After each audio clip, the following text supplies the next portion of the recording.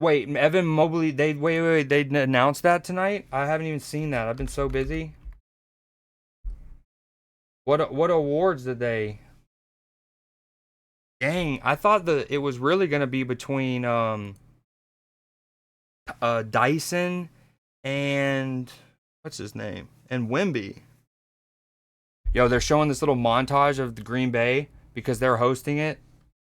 You know, the draft rotating to host cities is new. This is maybe the fifth year. I wanted to get a bingo for this, but then I thought that would be so hard. Like I would have to make, I guess, four different. Yo, I built this all by scratch, by the way. How does it look? Ooh, they're showing Cam Ward. What do you? I mean, in fairness, the Raiders are on. They got our boy Brock Bowers last year, and he was incredible. So maybe the momentum's there. Where do I think Denzel Burke's going? Oh, it's so, dude. Everything. I mean, this is one of the toughest drafts I can remember in a long time to kind of predict and see where things fall. I mean, you talk about Shador Sanders, who could go literally third, or he could be in the second round. Um, I think Will Johnson from Michigan is a stud, but obviously coming off a major injury, didn't get to play a lot this year. Luther Burden to me was the best wide receiver in college football going into the season. Obviously, then Jeremiah freakazoid, right? And then Luther Burden runs a terrible, especially for a receiver, uh, 40-yard dash at the combine. But I still think there's a difference between 40 speed and getting like I just think he's still a baller. Now in terms of Denzel Burke, if I had to guess, I think he's gonna be a. I don't think he's gonna be drafted tonight. I do think he was Ohio State's best defensive back. Um, and I think whoever gets him is going to be getting a great, great corner for whatever pick they're getting him at. But I don't think he'll go tonight. Also, I wanted to make a quick mention of what I mean down here. So there's a lot of um, versatility factored in, and then how important that position just generally is, right? Like we edge rushing is crucial, and Abdul Carter is a stud. So boom, same thing with Jalen Walker, and I added Jalen Walker over say some of the other edge rushers, in particular Michael Williams from Georgia, who might go before Jalen. But what I love about Jalen is, and it's hard not to, yes, first, cliche, coach's son, right? But he's been interviewing apparently brilliantly. Like, just, I mean, so well spoken, and they're loving that about him. The reason that I have Jahdae Barron, cornerback from Texas, there are Travis Hunter is obviously going to go ahead of him. Will Johnson's going to go ahead of him. I'm not. He's not even the best or second best cornerback necessarily to me. But what I love about him is he has, well, first off, he has incredible stats. He has four, well, I'll say that in a little bit. I think he's going to be drafted. It looks like Roger Goodell's coming out right now, talking about something. Some dude on the first off, they have a lot of bicycles.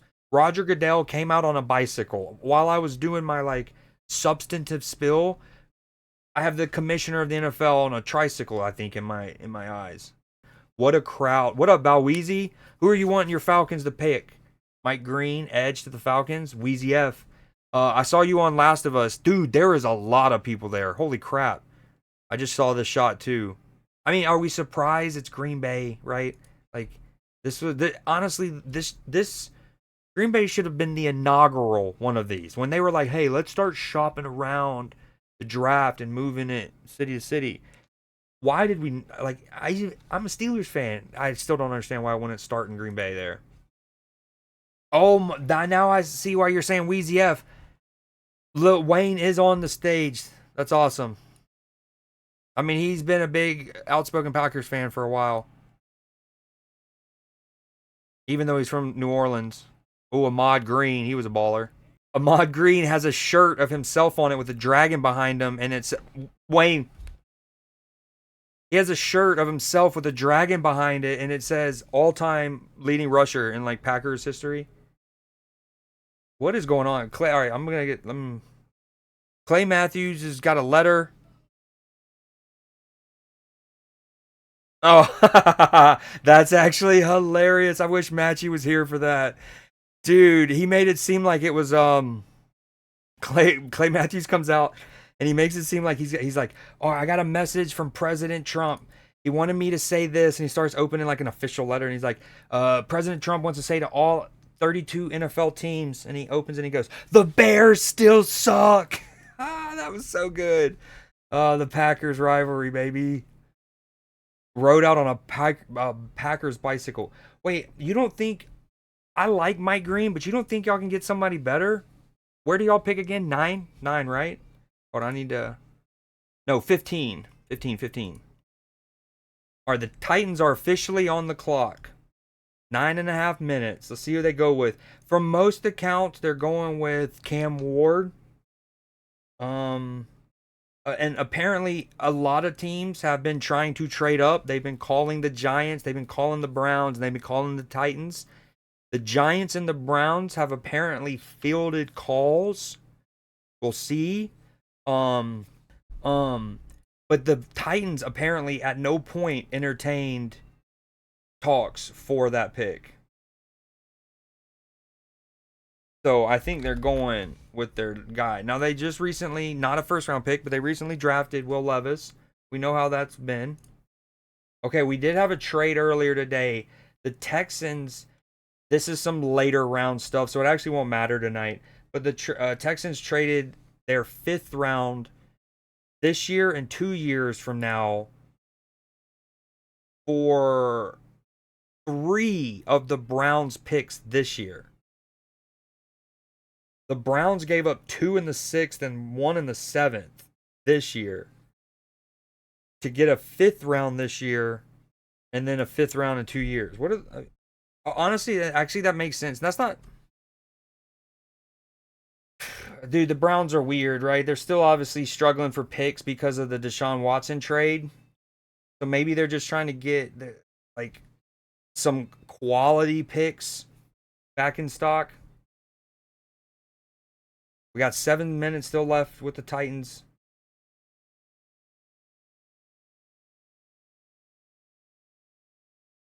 We just need to go defense. Ward goes here. Yeah, y'all's offense is set. Like y'all kept all. I mean, oh, hold on. Bijan is in his 2nd year. No, 3rd. This will be his. This will be his 3rd year. Where does time go, bro? Bijan's 3rd. Is it Drake London's 4th? We're still waiting on the Titans. They're showing highlights of Shedeur Sanders. Give me after I get these. I should have done this earlier. I blame Nim for making me play blueprints. I'm just kidding, Nim. I wanted to get it like a message out there, like, hey, draft stream now. That's one thing I need to get better at. I've struggled for years with is like promoting my stream, like going on Snapchat, putting it on Facebook, Instagram, stories, things like that. So for the Steelers, we're in a weird position. Our quarterback room is, by most accounts, not good. Terrible, really. Mason Rudolph and Skylar Thompson. Now, I've liked Mason Rudolph. I thought he should get more reps. You go back a couple years ago for the Steelers. But, yeah, it's not a great room. Now, I love that we got DK. Don't get me wrong. And I said this at the time. Okay, hold on. The Titans might be getting their call in. Oh, so the Steelers traded for DK Metcalf. DK's dope. Love that, right? And honestly, sometimes I love the idea of if ultimately the way the trade kind of worked out, we essentially traded our 2nd round pick this year for DK, give or take. And if you were like, would you trade a 2nd round? A pick's great, but it's also like it's an uncertainty at the end of the day, right? It's like, would you rather have DK, who's an all-pro caliber receiver, or a 2nd round pick? But one thing that I told my buddy Austin at the time, I was like, the Steelers are so good at drafting receivers, though. Now, sometimes they go batshit crazy. Martavis Bryant, Antonio Brown, Plexico Burress shot himself, although that was when he was with the Giants, but nonetheless. But but we have stud receivers, and I think there are some gems late in the draft. One, Dane Key. I don't even know if he'll be drafted, even in like the 5th round. But Dane Key is I love him. I think he's super underrated. So, anyways, I bring that up because if we still had our 2nd round pick, I would prefer the Steelers to not take a quarterback with our 1st pick, which some suggest we might, and then see if we can get Jackson Dart or Quinn Ewers in the 2nd round. And I know Quinn Ewers' stock has dropped a lot, especially after his pro day, but he's still a baller. All right, let me get the music back on. The Titans pick is in. Hold on. It says pick is in, but we're still listening to Booger McFarland. Not ideal. They did. That's a good shout. I was too busy. Yeah, Ward goes here. Agreed. Oh, hold on. I want to get predictions going. We'll make this one quick.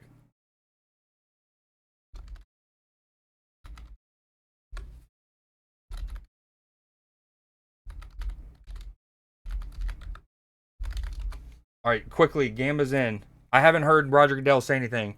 30 seconds.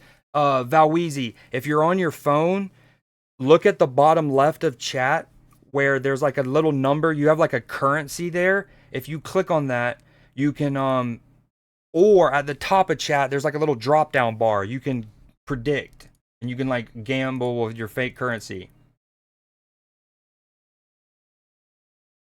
Oh, someone's going all in the unexpected. Scattigbo probably goes in the 3rd round. Where? A good question. I wouldn't mind him. The Steelers, we got rid of Najee. We did pick up Kenny Gainwell. Hold on. Cam Ward it is.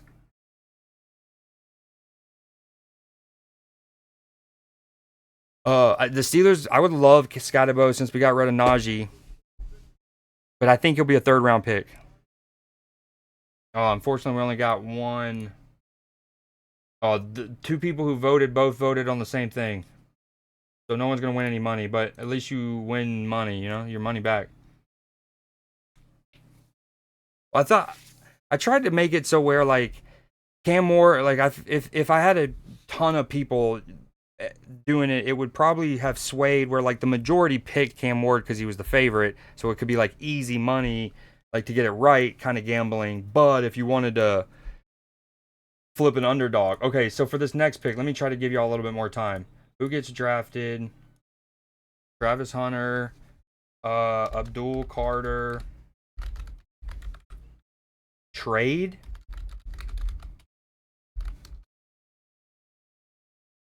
Other. Jacksonville. Wait, a trade must have already happened. I must have missed that because the Browns were supposed to be on the clock. Hold on. Well, then I can't make that as an option. The Jaguars are on the. Ooh, I got to include Mason Graham. I don't know why they would trade up to get Mason Graham, though. All right, Gamba's live. All right, Gamba's live. I got to see this trade. Where did that come in? The Brown, and what did they get? So the Browns traded down. Browns are trading the number 2. Hold on, I got to get. That's one thing I. Oh, yeah. Oh, we're cooking.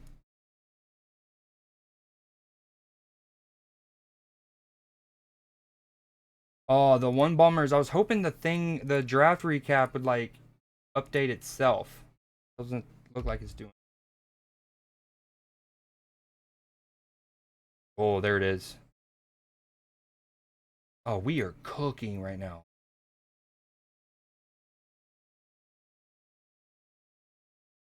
Okay, yeah. As y'all can see, the Browns traded the number 2 overall pick, a 4th round pick, and a 6th round pick.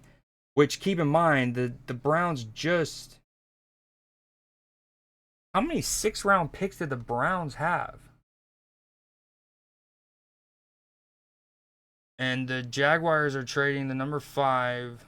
So essentially, the Browns traded down in order to gain a 4th round. I mean, I'm sorry. They gained a 2nd round. They traded down 3, got a 2nd round pick, swapped 4th rounds, presumably, Browns are getting the 104. They got the 126.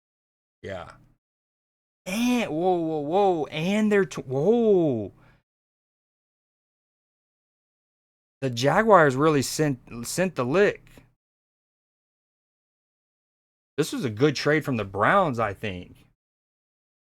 You know, they managed to they managed to re-sign Myles Garrett, right? So when it comes to like Abdul Carter is one of these next players potentially picked. Um they don't really need another pass rusher, I guess. Uh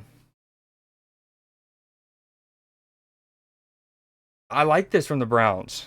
They not only gain a second round, they also pick up a first round next year from the Jags. Really wonder who the Jags are going to go for here. Let's see. With tonight's trade, the Browns are now armed to select a quarterback in this or next year's draft. They currently own 3 of the top 36 picks. 5, 33, and 36. They own the Jaguars 26 first round. Wow. At 34, Jacksonville's James Gladstone is the NFL's youngest general manager. Damn, Shefty, that's cold. You needed to include that in the tweet after Jacksonville maybe just got fleeced. I mean, I don't. When you look at the first part of the trade before the first round pick, what up, Big Dog 9000? I appreciate the follow. I was confident on Hunter. Never mind. I thought you said it was Ward. I picked Hunter because someone said Ward. Damn, is Jags coming to get Gentry? I thought so. When they were at 5, I thought they would get Mason Graham, maybe. Um, 'Cause I think Mason Graham is about as safe as a pick in the draft as you can get. Right? It's always good to have that run stopping, blocker clogging, A gap annoyance, interior defensive lineman, right? And then on top of that, Mason Graham has great, like all accounts, his personality's great. He has a great engine. I thought they would go someone like him, but did they draft Travis Hunter? It says the pick is in. I haven't seen anything yet, but the camera did cut to Travis Hunter. Uh, the only other on the clock blockbusters that involved two teams in the top 5 were in 2017 and in 20. That's quick research there, Shefty. I see you. The Bears traded the 3 pick that became Solomon Thomas. Chicago selected Trubisky. Okay, let's see what we got. Music. Pause. I appreciate the follow, big dog. They will go running backs. Giants will get Hunter. Huge for the Browns. Probably Hunter. Lawrence and Hunter, that's interesting. Agreed. Honestly, if it is Hunter, that's a good pick for them. Because when you think of uh organizations that okay, I don't want to say the concept of playing both sides of the ball is a gimmick, right? And it's like demeaning by any means. But we do know that there are certain franchises or there are certain coaches, there's certain like cultures that seem like they would be more willing to like to be the team that lets a player do it predominantly, right? And as notably as what Travis Hunter is seeking to do. Like the Steelers. Like I'm not saying we wouldn't let him. I just saying there would be other older Steelers who like, let's say he has a bad game on in defense. There's a lot of Steelers legends who might be like, well, that's why you focus on one side of the ball, right? So Jacksonville's a good organization that they don't have that legacy to worry about. It honestly would help them start kind of a legacy, and then they need help on both sides of the ball. They need playmakers to help Trevor Lawrence out, and they also need help on defense. So that would be a fire pick. Let's see what we get. Haven't seen it yet.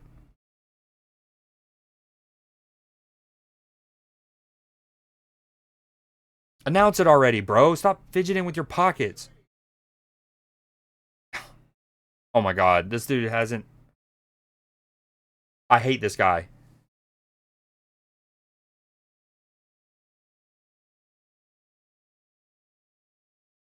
They went Travis Hunter.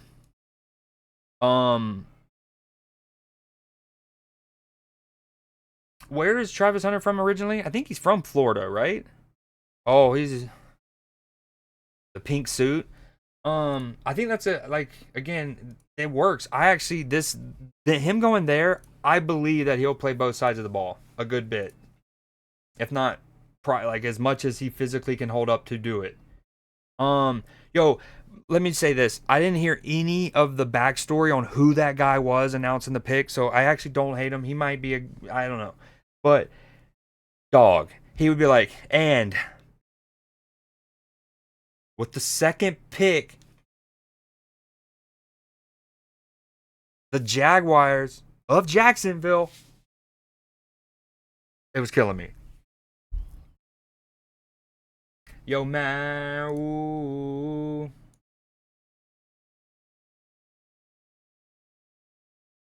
Yo, Hoodie, Valweezy, have either of y'all heard this song? I'm sure you have. It's been out for like a month and a half now. Well, one thing I can tell you is I wouldn't be uh like trying to super embellish. He kept looking um but it depends. If I was getting to do the Steelers, ideally they would let me go up there with the Steelers legend, but it would be something like let's say we're in Houston. No, hold on. I need a city I know the nickname of. It's in Nashville. Okay. Here we go. No, it's in Detroit. It's in Detroit. What up, Motor City? No, okay, I don't got it. I already quit. What up, Motor City? I'll make it quick. The Steelers are about to pick another stud because that's what we do, and I'm out. Cornerback from BYU, Two Hands McGee. Okay, where they're showing highlights of Travis Hunter. Oh, okay, that's another. The next thing I want to do is show highlights myself in between this. They got to be tiny highlights, little tiny ones.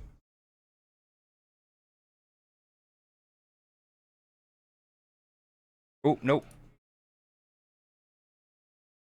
Okay, I have a lot of videos up for like Jacob Parrish from Kansas State, but I don't think he's gonna be drafted tonight, so maybe I don't even need to show these.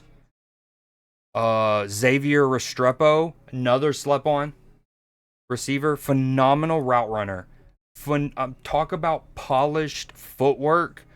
Xavier freaking Restrepo. Oh, that's fitting. They're showing Don Hutson's like locker room in the Green Bay like Hall of Fame, and he's the only player in NFL history with 400 career receptions at least, and at least 10 interceptions. Obviously fitting. Deion Sanders in the 1996 season, last player with 8 or more starts on both offense and defense.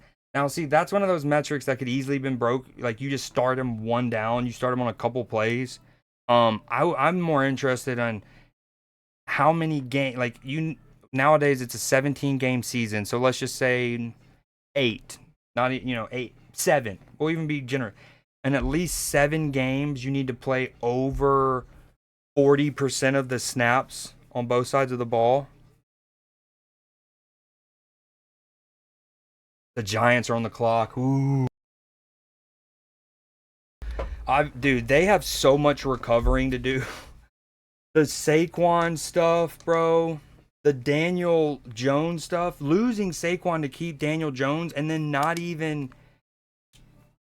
keeping Daniel Jones for an entire year after. Remarkable. Oh, we got the Giants pick in. Hold on. Oh, knew that. I forgot to do a prediction. Ooh, someone picked Travis Hunter on the last one. Hell yeah. Abdul Carter's a stud. Before they even show any highlight packages, you know what they're going to probably do? They're going to talk about Stick City. They're going to show a graphic. I'm calling it bingo card. Stick City. If you know, Stick City is now a tradition at Penn State where some of their best player, or their best defensive player, essentially, ideally it's a pass rusher, edge, someone in the front 7. Not even a pass rusher, front 7. LeVar Arrington was not a pass rusher by trade. But it's now a point of honor to wear the number 11 at Penn State, and they call it Stick City. You know, like 11. You know, and so because you have LeVar Arrington, stud, second overall pick to Washington back in the day. Navarro Bowman, stud, alongside Patrick Willis for San Francisco, and then more recently Micah Parsons. And as a fan of soccer, football, I love the concept of like having a tradition of a number meaning something, right? Like in soccer, you there's several numbers like that, right? Like if you go to a big club, if you play for Liverpool and you're Liverpool's number 9, that's a lot of weight. Their number 7 is even more legendary. So, you know, in world soccer, you have your 10s, your 9s, your 7s, your if like in Italy, they revere their 4s because they love defense. So, anyways, I actually really respect that from Penn State. Like, I would love if Georgia had something similar where, like 90. I'm trying to think of numbers where we've had several dope pass rushers, for example, all wear it. Oh, another example is, in fairness, the Cowboys with 88. Dez Bryant, CeeDee Lamb, Michael Irving, right?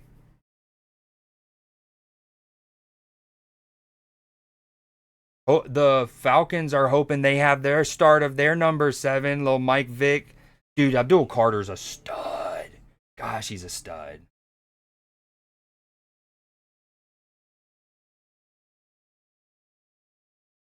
Yo, what up, Ethan? It'd be crazy. Okay, sorry. With the next pick in the draft, the Windy City selects not who they should have. Windy City is another one I should have been able to think of quickly. Hopefully, Genty to Vegas. Is that who you're wanting? Who? What's next? New England. I think New England goes.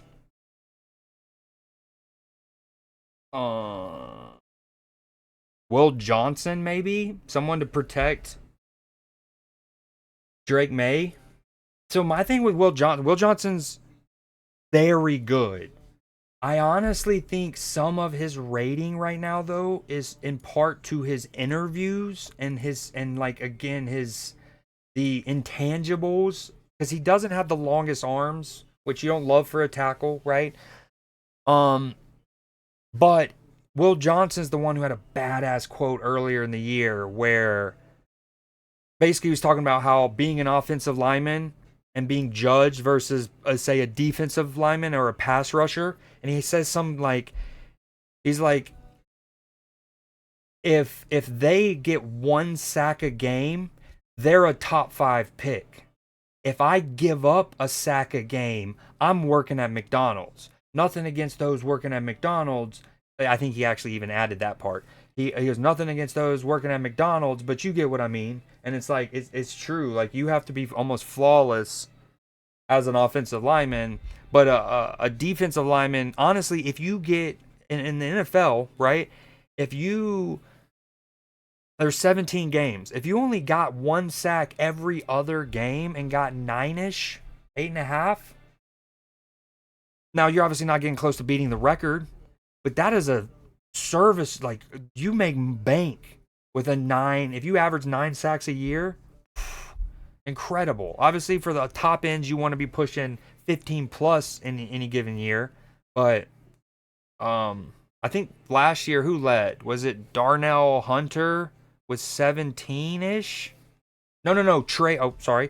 Trey Hendrickson from the Bengals definitely led, because I remember seeing the stats about the Bengals being the first team in NFL history to have like the receptions leader, the leader in passing yards, and the leader in sacks, and not make the playoffs. And of course, it's one of those stats where you're like, well, how many teams have had all 3 anyways, regardless of making the playoffs? But anyways, Trey Hendrickson finished, but I think he finished like 17, 18. If someone wants to look that up for your boy, that'd be clutch. It'd be crazy if they go QB. That's right. They got. Why am I blanking? Did they get Russell Wilson or Justin Fields? They got Russell Wilson, right?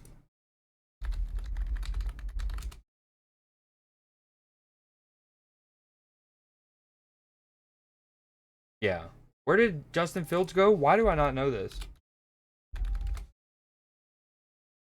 Oh, he's with the Jets. That's right. Oh man, wow, wicked, wicked, wicked, wicked. Uh, what do you think, Ethan?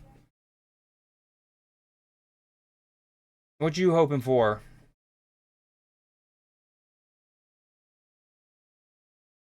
Okay, let's see what Shefty's saying. Has he got any updates for us?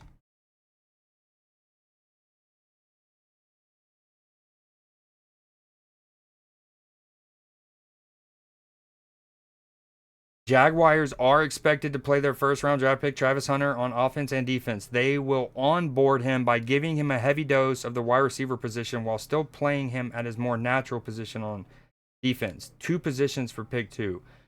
Um, you know what that sounds like is he's gonna be a receiver. And honestly, this is probably the better way to do it, right? Like, let's say hypothetically, he's still a rookie, okay? And I know that he averaged what was like 114, no, like 108 snaps a game, which is absurd or whatever the numbers were. But he's still going to be a young man in a grown man's game. So hypothetically, let's say you go into the season, like let's try to get him on the field for 40 snaps, okay? And then you're like, do we split it 20-20? And honestly, it's probably better, especially to start with, to go like 30-10, right? We're 30 to receiver because he is he is a better cornerback now than he is a receiver relative to the field. And you just feel like he would need more reps at that, right? And that could help him become, I don't know, we'll see. But it could be, they could gimmick him and let him be like, hey, we'll give you 60 snaps, 30-30. And then 8 months from now, they might actually have a chance to win the AFC South. He picks up a tiny little niggle in his ankle. See how much he plays on both sides of the ball the next game. I hope he does. I think it'd be cool. Dude, Abdul Carter's a baller. There's a reason why I put him, regardless of what team needs. Because even if you have three elite pass rushers, it's so hard to pass up Abdul Carter unless you desperately needed something. Um, okay, hold on. We got the Patriots. I'm calling Will Johnson here. Oh, Campbell, not Johnson. Obviously, I meant the offensive lineman. In fairness, Will Johnson's right by my peripheral. Will Campbell's way down there. But I was talking about playing tackle, short arm for a tackle. He talked about not giving up sacks. His suit is incredible. He looks like a 1920s mobster. Oh, that little handshake thing with his agent or whatever, pretty clean. I wish I could show. It would be black screened if I showed y'all what I'm seeing, as y'all know. But the thing about Will is he can play both tackle. But what they're going to want him for clearly is to protect the blind side. He's got more reps at left tackle. He's been in a pro style offense, although nowadays most college big programs are. The idea of like a team being so heavy option oriented that it affects a draft prospect's ability to learn NFL offense isn't that much of a dynamic currently in college football. So, in fact, you see coaches like Joe Brady win a national title at LSU, offensive coordinator, and then go and be an offensive coordinator in the NFL and with the Bills. And in his first full season, his quarterback wins the MVP, right? So that whole South Carolina should have beat LSU, by the way. That was some robbery. Robbery. Yo, damn, my bad, Ethan. Obviously, with again, as y'all know, just like with Newsday, when I have all of these windows up, it's so easy to lose chat. I maybe should just pull it up somewhere else. Oh, y'all hear that neck crack? So, what are you up to? Okay, Hunter is a goofy ass. That isn't so true.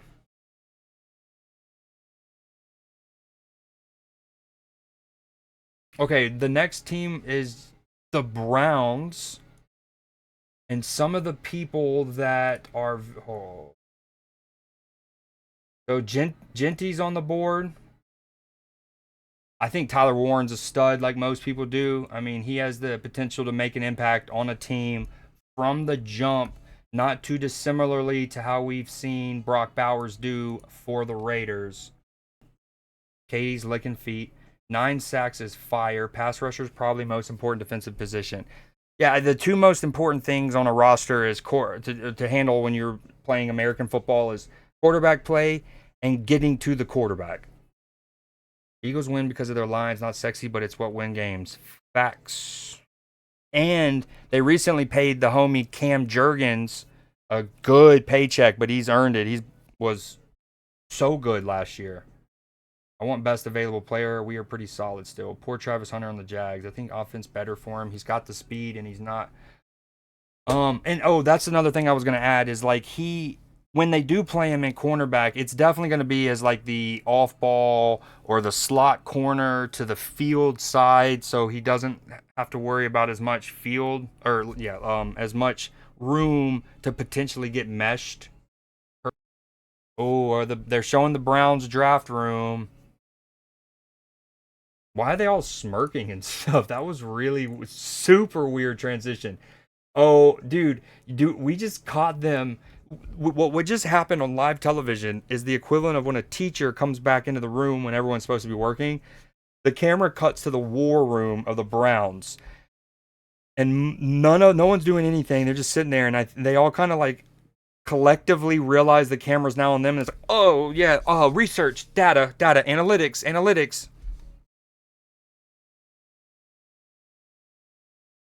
Mason Graham, a safe pick. I think that's a good pick. Again, arguably the safest pick in the draft. Everyone needs that position, even whether you run a 3-4, a bear, a 4-6, a 4-3.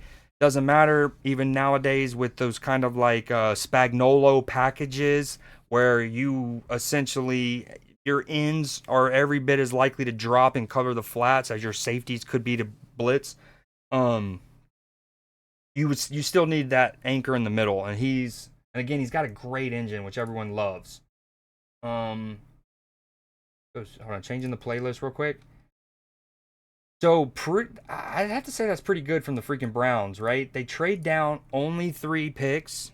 They pick up not only a second round this year, which already is fire, but then they also get a first round next year.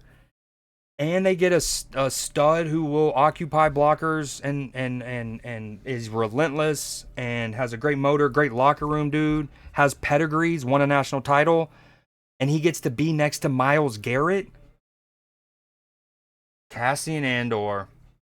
Have you seen the first episode yet, Cell? So Moonlight / what? Such a pretty pup with the brindle. Brindle's a great word. Great word. So is Grundle. I like to have a nice brindle in my Grundle.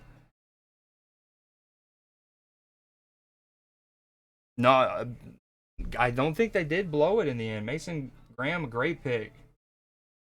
Who's next? The Raiders? Ooh. Do they go quarterback? This draft is so interesting. I mean, for months, especially around January, February, and stuff, all the chatter was about Shedeur to the Raiders. Shedeur to the Raiders. Apparently, they were even interviewed. There was interviews with Dion, maybe. That's obviously cooled recently, a lot. But are the Raiders happy with their quarterback room? Browns use the 5th pick. Carolina has been fielding calls about trading the 8th pick. The projected Patriots, that's pretty good. I forgot they got rid of the Georgia boy. What's his name? David Andrews.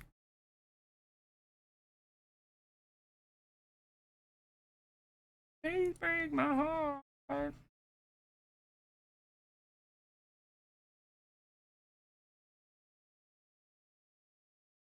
We got Genty. So if they're going to go offense, obviously Genty and Tyler Warren. If it was another team, I would. Generally speaking, I would rather have Tyler Warren than Genty, and I think Genty is gonna. I mean, it's gonna be good. But obviously the Raiders don't need another tight end, so Genty. Imagine them pairing Max Crosby though with Jalen Walker on either edge.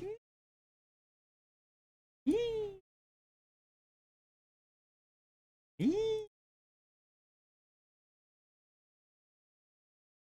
How many episodes did they release? I thought they were doing weekly. Isn't it one? Ooh, so Pistons are down 6 right now against the Nickeronis. Cheeks are clenched. No way Cell didn't wait. How many? Yo, what up, Matchy? How many? How many episodes did they release? 3? I think. Oh, that's right. That's right. And I think they even did one on like ABC. They did the thing to like bait people. They're like, hey, we'll give you one, put it on ABC, and then if you want to watch the rest, get Disney Plus. Sucks to suck, as they say.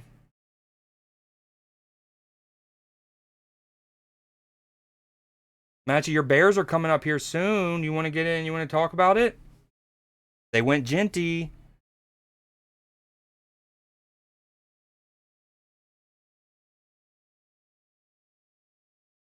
Little Genty to the Raiders. I wish I could make that. The only thing I wish I could make this freak. Oh, I can. There it is. That Cam Ward little passage.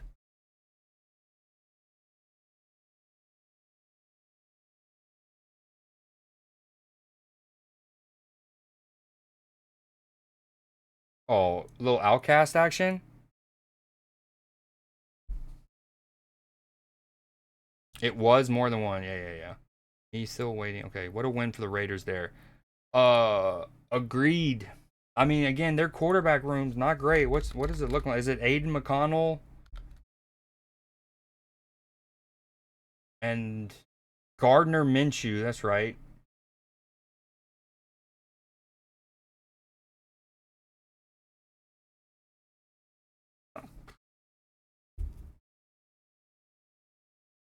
Who knows? They might try to get Quinn Ewers or something in the second round.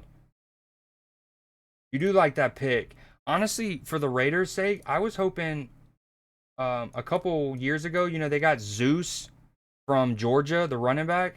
I was hoping he would done better for them. Why is Steconia not working? Hold on, let me restart the music. Apparently, you can stop the music.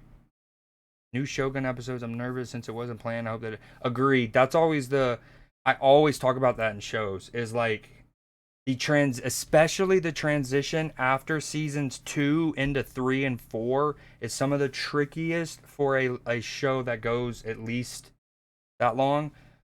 Because more often than not, when you're constructing a narrative and like a script and stuff like that, especially if it's a original thing, um, and there's not like either there's not source material to adapt it from, or there's not a lot of source material, is you generally construct that pilot episode that you're going to shop around, and then that first season, maybe 2 seasons of arcs, and then when you're like, oh, this is a success, we got to pick it up, you got to kind of pick back up threads and stuff. Very tricky. Yo, I heard this remix of this song the other day, and it's so good. Agreed, Valweezy. That's well said. Perfect bag for a subpar QB, and they still might go get somebody like Quinn or maybe even Riley Leonard.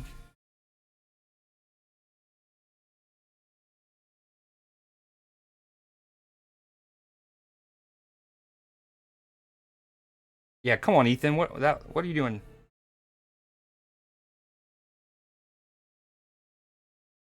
Um, hold on, let me turn it down. Wait, I need somebody to tell me where this song's from. Okay, so Valweezy, if you're on the phone,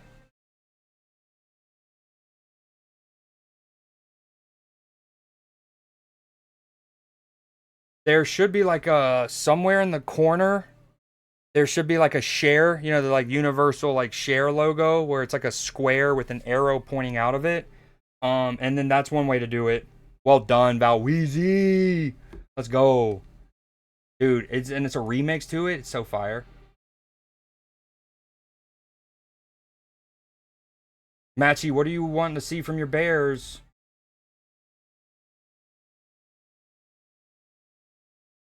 Again, Jalen Walker and Michael Williams, both here from Georgia. Um, One thing that has everyone excited about Jalen Walker again, the coach's son, he's interviewing off the charts. Everyone is loving like his character. I barely watched any college football this year. I got nothing to add really. Well, you could still tell me what positions and like where's your depth? Like are you do you think y'all might go for depth? So obviously you're straight up receiver, right? You like your quarterback. Do you go offensive line to help Caleb? You shore up the defense. Y'all did just recently get Jonathan Owens.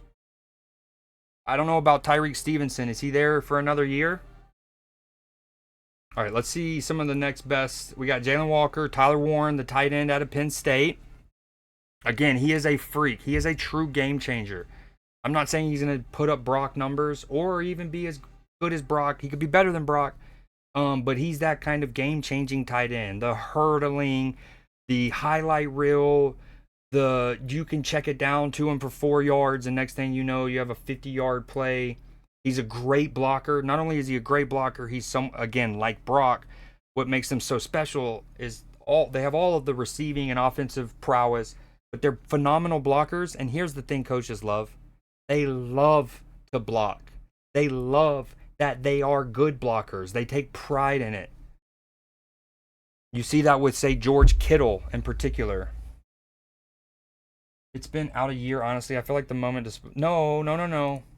I'm someone who like I won't spoil Casablanca for you, or if I don't have to. Like if I'm in a conversation and it's it just depends on the environment. But generally speaking, rather not. But saying names, I had to delete that one. Ethan knows I love him. Can't have the full on names like rip. Okay, I want a new playlist. I forgot to move the Creed J playlist over. Grub. The Jets pick is in. Let's see who they go with.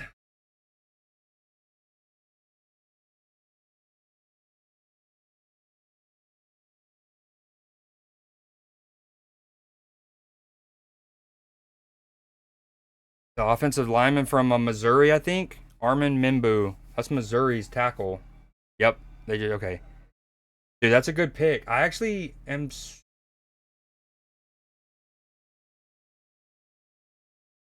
Why is there an asterisk here?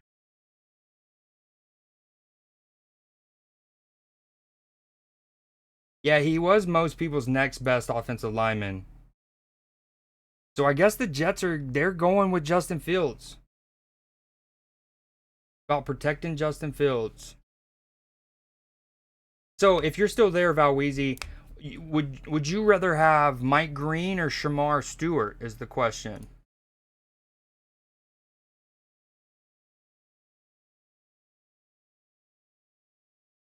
All right, let's see what Shefty's saying. And we have the Panthers on the clock. Remember earlier, Shefty was telling us that the Panthers were fielding calls for this 8th pick. A new running back for Las Vegas, head coach Pete Carroll and Geno. Oh, I forgot. Wait, I forgot they got Geno. Why is he not on any of the depth charts I pulled up?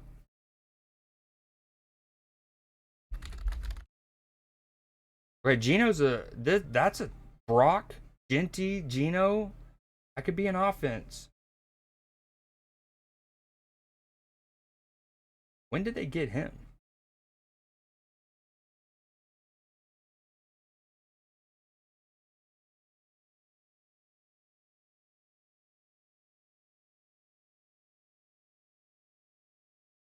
Oh, my bad, hoodie. It's been okay. Statute of limitations passed. Tight end. I think I ran Ethan off. He hasn't said anything since I deleted his message. Womp womp. 07s. For real, you should get verified now. Can you still do that on Twitter by just paying for it? Is that still the way? It's yeah, okay, never mind. She answered. It's only a monthly payment. If Warren is still there at 10, Bears for sure grabbing him. Oh dude. That offense with Benny Johnson, Benny Hatino. Dude.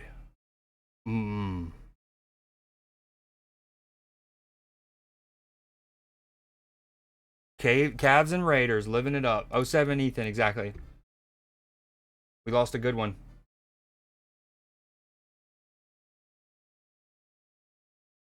Oh, what up, JP? We got your Falcons coming up here in a couple picks. Let me give you a little VIP action. I appreciate you, Valweezy. I see you got it over to him.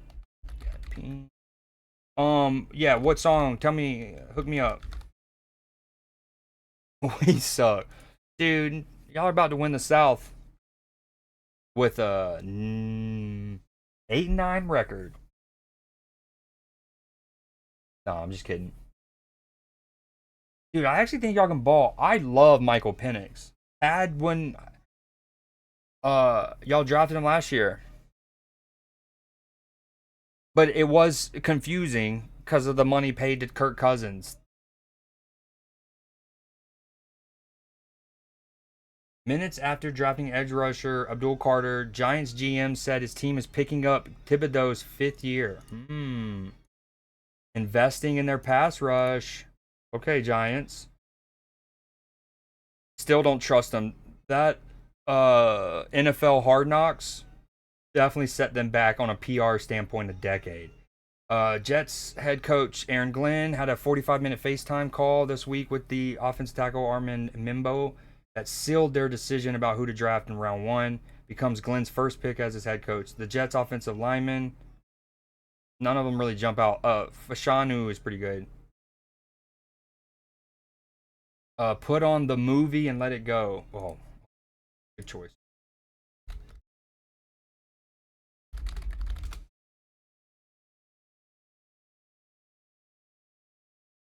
The movie out of all of them, I love that.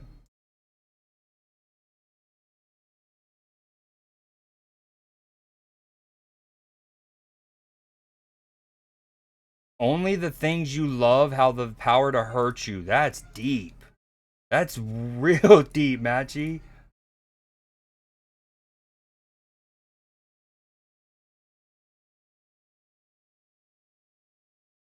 It really is. We'll have to see how their secondary holds up. And honestly, as we've seen in the last couple years, the importance of interior linebackers nowadays, they got phased out for a while. But between 2 years ago, where you have the likes of, the 49ers, Fred Warner, and I was talking about Navarro Bowman earlier. Now his name's stuck in my head. Don't tell me. Fred Warner, and he tore his Achilles hopping on the field in the Super Bowl. Anyways, Greenlaw is the defensive lineman. Anyways, the 49ers have the 2 interior linebackers, Warner and I think it has Green in his name. Is it Greenlaw? Yeah, it is Greenlaw. Anyways, and then the Ravens had Patrick Queen, and he's a former Bulldog. Roquan Smith. They had Patrick Queen and Roquan Smith. All right, the Panthers pick is in. Tyler Warren. Oh, they got the wide receiver from Arizona. He's one of those. So again, there's a bunch of receiver question marks, right? Like Luther Burden, stud, ran a terrible 40-yard dash at the combine that hurt his stock. This guy, stud, but there's a lot of other question marks and stuff like that. Restrepo's the best route runner in the draft, but he, it's super interesting. I'm surprised they went with him that early though. He was projected to go 11th ish, 12th ish. Panthers selling per usual.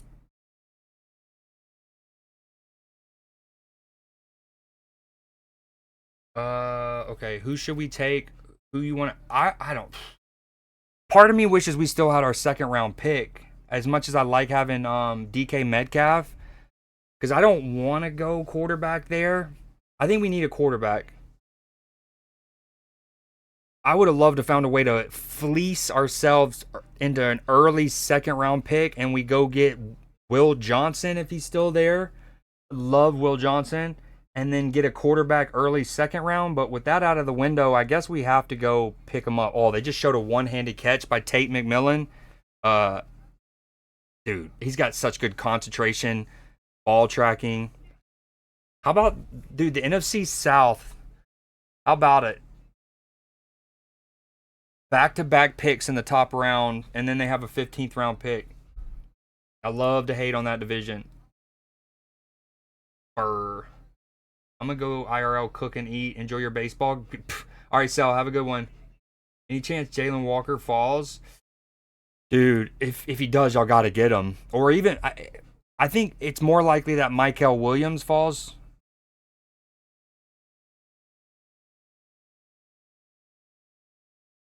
But that would be cool. They wanted to get a playmaker for Bryce. Obviously, the Panthers had a really good final like month and a half.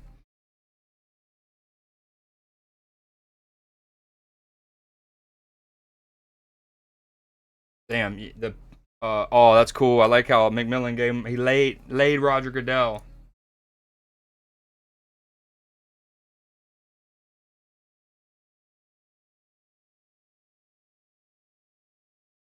Oh, fucking on the cameras.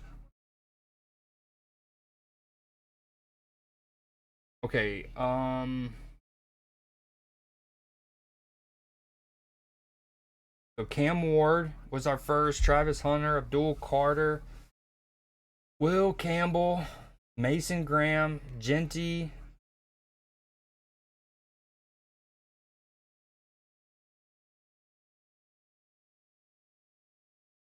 Can't figure out the volume right now.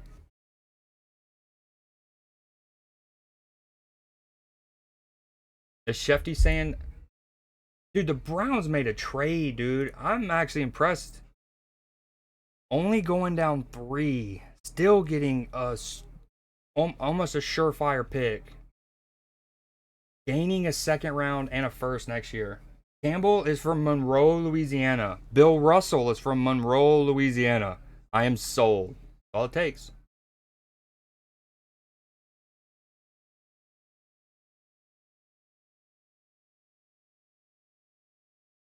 All right, let's see who we got. Obviously, Jalen Walker still there. Tyler Warren. I'm a huge fan of that Jahdae Barron from Texas. Oh, the stat I was gonna say earlier. Yo, I've been working in the background. So one thing about that Jahdae Barron from Texas is he has over 1,400 snaps played in his college career. Right, he's only conceded 1 touchdown against him with 8 interceptions. Now, of course, there gets to a point where maybe you don't get challenged and they don't throw the ball that way, so it helps your interceptions or touchdowns conceded stat. But 1,400 snaps, 1 touchdown against him, 8 interceptions. An even more impressive stat, and why I have him in this category, is he has over 300 snaps at all 4 cornerback positions. Not all 4 defensive backs. Hasn't played safety that much, but he has played, the field side and the boundary side, outside corners. He's played the slot corner, off ball corner. So he has some versatility, and he'll be able to come in and help, even in like nickel packages and dime packages, pretty early. All right, they're showing the Saints. See what we got. See what the Saints do. They're going Jalen Walker, I bet. Kelvin Banks. Again, projected high. Maybe high. I got picked higher than we thought he would for sure. He's another offensive lineman. Wow. Look where this had him in terms of their projected best overall players. They had him 18th down here.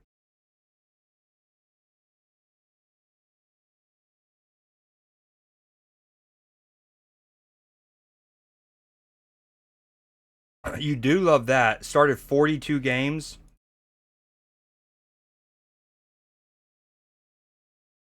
Damn. Let's see. This board had. Okay, in fairness, there was only one other offensive lineman projected between here and there, so.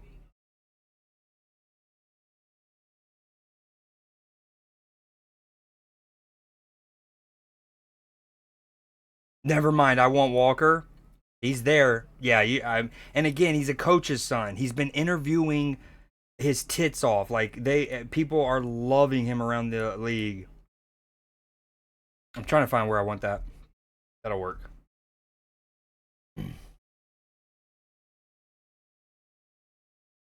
Damn, we're sure getting a lot of footage of this young man crying. Yeah, dude, the Bears are on the clock, dude. The Bears. Yo, did you see Matchy? Did you see what Clay Matthews said earlier? That shit was pretty funny. Love the rivalry. All right, the Bears are coming out. They got two. Is that Laura Rutledge and I don't know who it is, but two honeys announcing the pick. Colleen Wolfe. Oh, they're doing a whole schedule release thing. Okay, so this is a little. I get it. Over the last couple years, the NFL schedule release has become its own date on the calendar. And I think they might have actually started their little spiel by saying that. When I unmuted it, I kind of heard. But I'll go further than what they said. You look at like the San Diego Chargers in particular, right?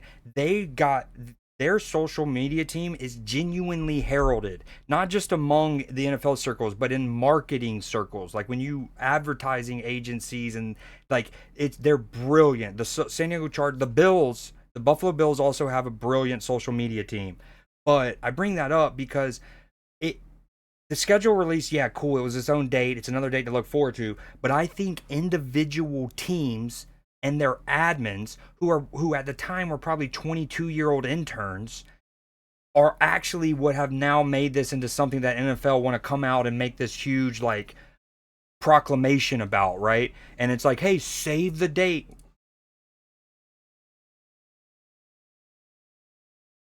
Yo, what up, Lux? Avada these nuts. Well, okay, boom. Oh, the Bears pick is in. So, long story short, what's unfortunate is the NFL is gonna make hundreds of millions of dollars probably off of the event of the schedule release every year.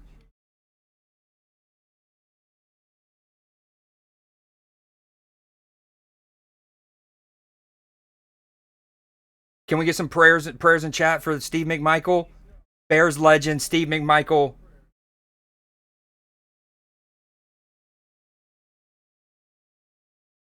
Okay, no offense. I want to finish my spiel real quick.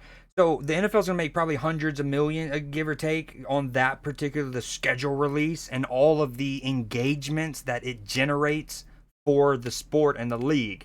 And it only really gained traction because of a 21-year-old, more than likely chick who is just a wizard at editing and like using CapCut and stuff like that. But the Chargers eventually they have like one of their schedule releases a couple years ago was an actual like it was an anime. It was like an episode of an anime. It was so fire. Anyways, I thought that because like now they're having a whole segment where it's like mark your calendars, May 25th.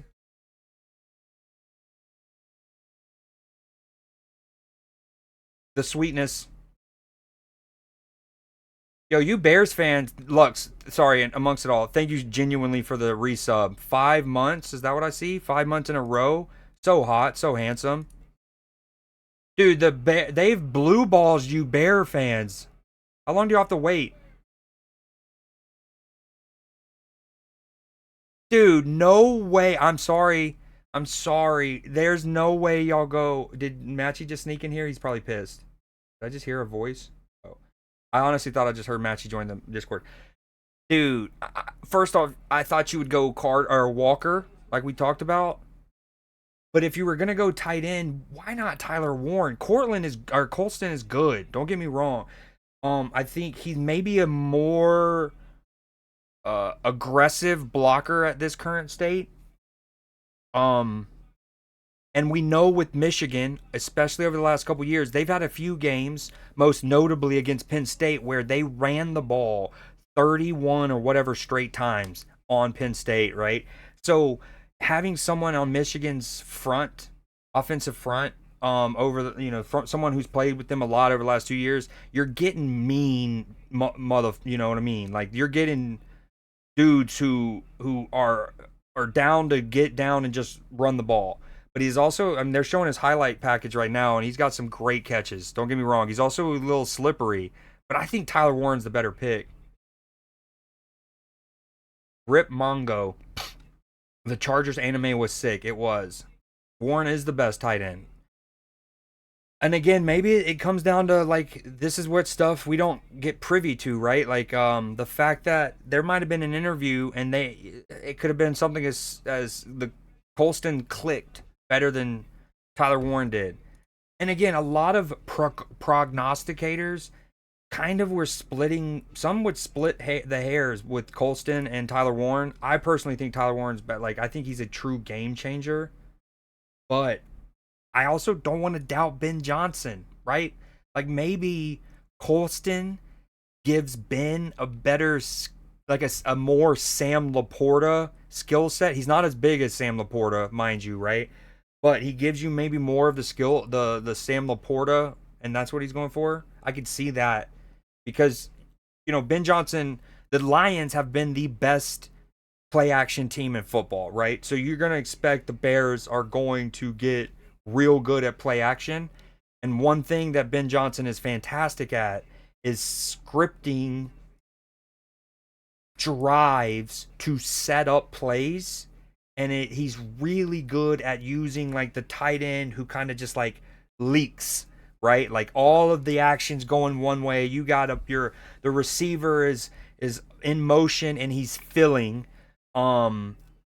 You have like your play action going one way and then just slip, right? And Colston is very good at that. Like his his drop of his shoulders and the things he does at the stems of his route. Maybe I'm copium. This is pure copium for the homie. Maybe for Matchy, but again, I love Tyler Warren. I actually think this could be a fire pick. The more I think about it, our dude Ryan Poles, dude, he thinks he's sharp. He's playing 5D chess. Damn, Cole Kmet is somewhere punching air or a wall. Also, I swear to God, if Shedeur ends up on the Steelers, why you say it like that, Lux? It's going to take Sanders at 13 and Jerry Jones is bringing in Coach Prime. Oh, could it be? We got the 49ers up next. Right? Yeah. Dude, I don't know, man. I thought that would be Walker.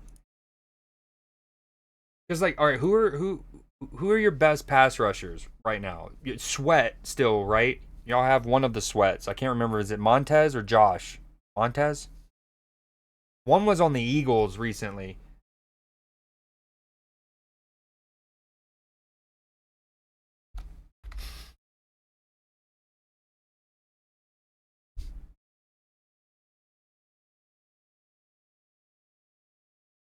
It's just Sweat, basically. Is it Montez or Josh?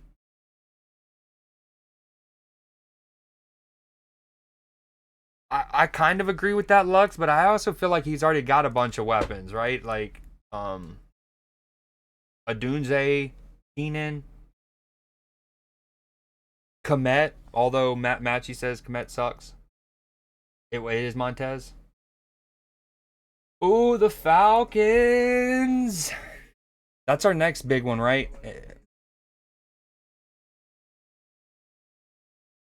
Well, technically, we have a couple people in the community who are Cowboys fans, but I don't think any of them are here right now. Oop, the 49ers about to make their pick.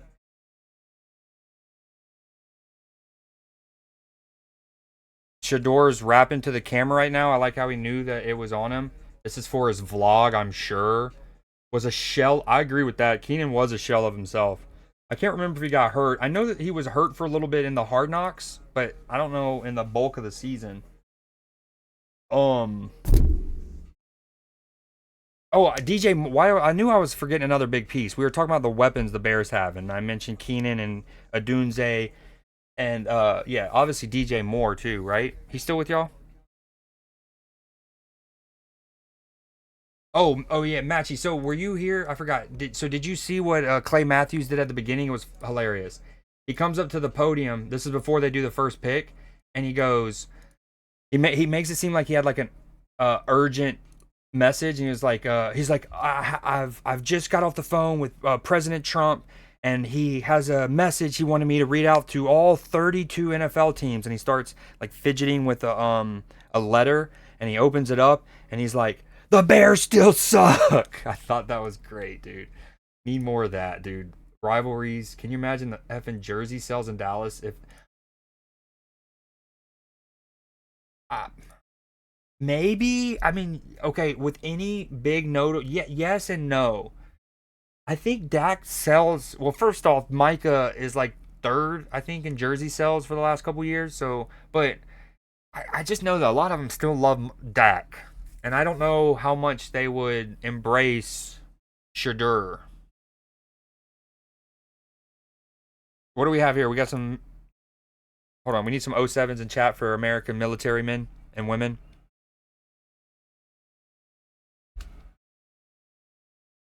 USA, USA, USA. I appreciate it, man. Hope school's been going well.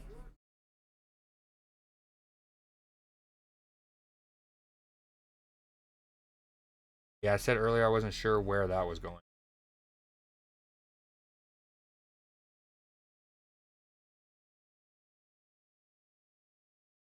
There he is. Damn, over Jalen Carter. I mean, Jalen Walker. Why do I keep saying Carter? Um, came against Texas. That's what they're about to say. Um, no worries. Again, like when it comes to like Walker versus Williams, there, I think the measurables are probably better on Michael, but the interviews were better on Jalen.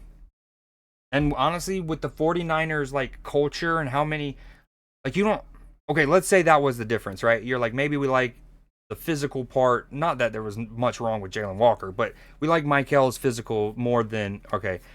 But if you're the 49ers with as many like leaders as you have in that locker room, Trent Williams, George Kittle, um Char various how do you pronounce Charvarius Ward, their cornerback.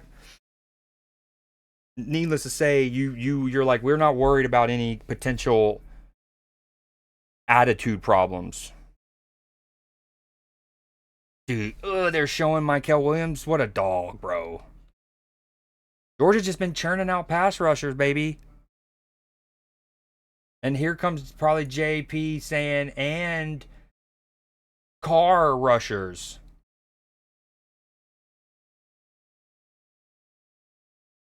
Oh, hold on. First, I need to remove this song from the playlist.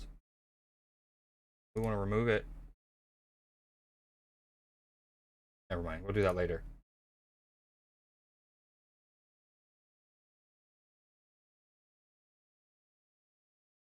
Cowboys took zero time indeed.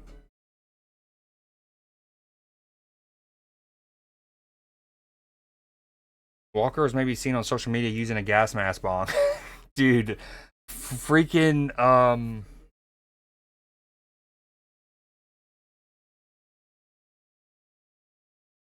why am I blanking on his name? He's the left tackle for the Texans right now. Laramie Tunsil, thank you. Walker was maybe okay. Man, did Walker put mayo in his coffee too? Shout out Will Levis. And shout out him spinning that into a bag, bro. Hold on, let's see what the Cowboys have. Meanwhile, it's a 6-point game. Detroit's trailing New York at home 6-point game, 8 minutes to go. Cowboys pick is in. Sports, baby. Filthy bucket from Jalen Brunson.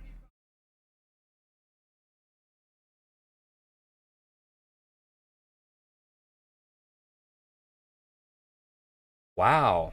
Yeah, again, I'm glad I didn't do like a mock draft for money because this has been so hard to predict. I think Cam Ward was the only lock, and you would say Travis Hunter at 2, even if it meant going to the Browns.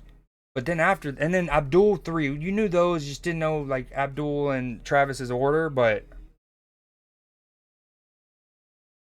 I guess Will Campbell was known too. Even I predicted that. This is wicked though. I definitely thought Jalen would go before Michael. This guy is stoked.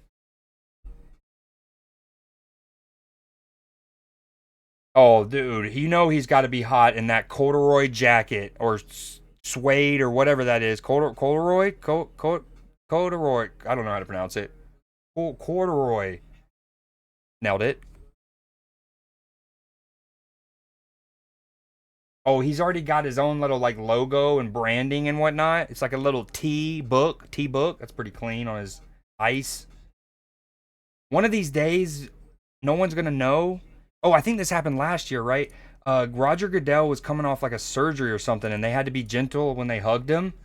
And yeah, one of these days he's gonna be older, and someone's actually gonna like, you know, accidentally hurt the man. 49ers got Michael, Tyler Booker to the Cowboys.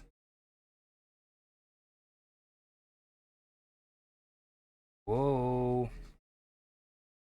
All right. The Dolphins, the Colts, and then the Falconies. Deep cut. And NASCAR drivers. Imagine drive. Yo, Luck. So I actually think your Browns cooked, bro. Only going down 3, still getting, by most people's account, arguably the safest pick in the draft, and Mason Graham at a position that's always going to be needed for a guy with great engine and great intangibles, championship pedigree, while picking up not only a second round this year, but a first next year.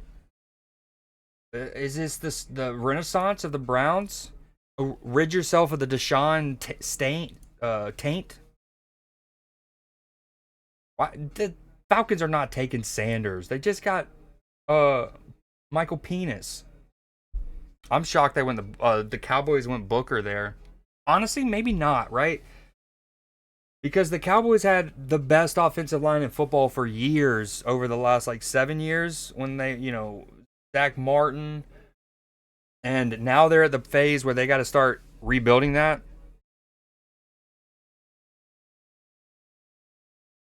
They had the other Tyron Smith, their left tackle, who's now with the Jets, I believe.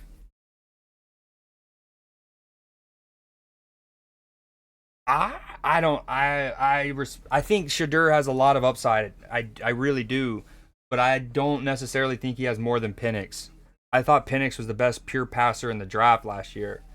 Obviously the injuries are a worry and whatnot, but dude, and maybe I think it's kind of like watching a soccer ball get kicked too. There's something about left-footed and left-handed like activities. I don't know. They just look fire. Like if a left-footed player catches a clean volley, um, oh, that's a good moment between Jalen Milroe and Tyler Booker. And then if a quarterback is just like slinging the pill with his left arm, it just looks clean. But the anticipation Penix has is already very seasoned. He's really good at like leading, throwing people open. But we shall see.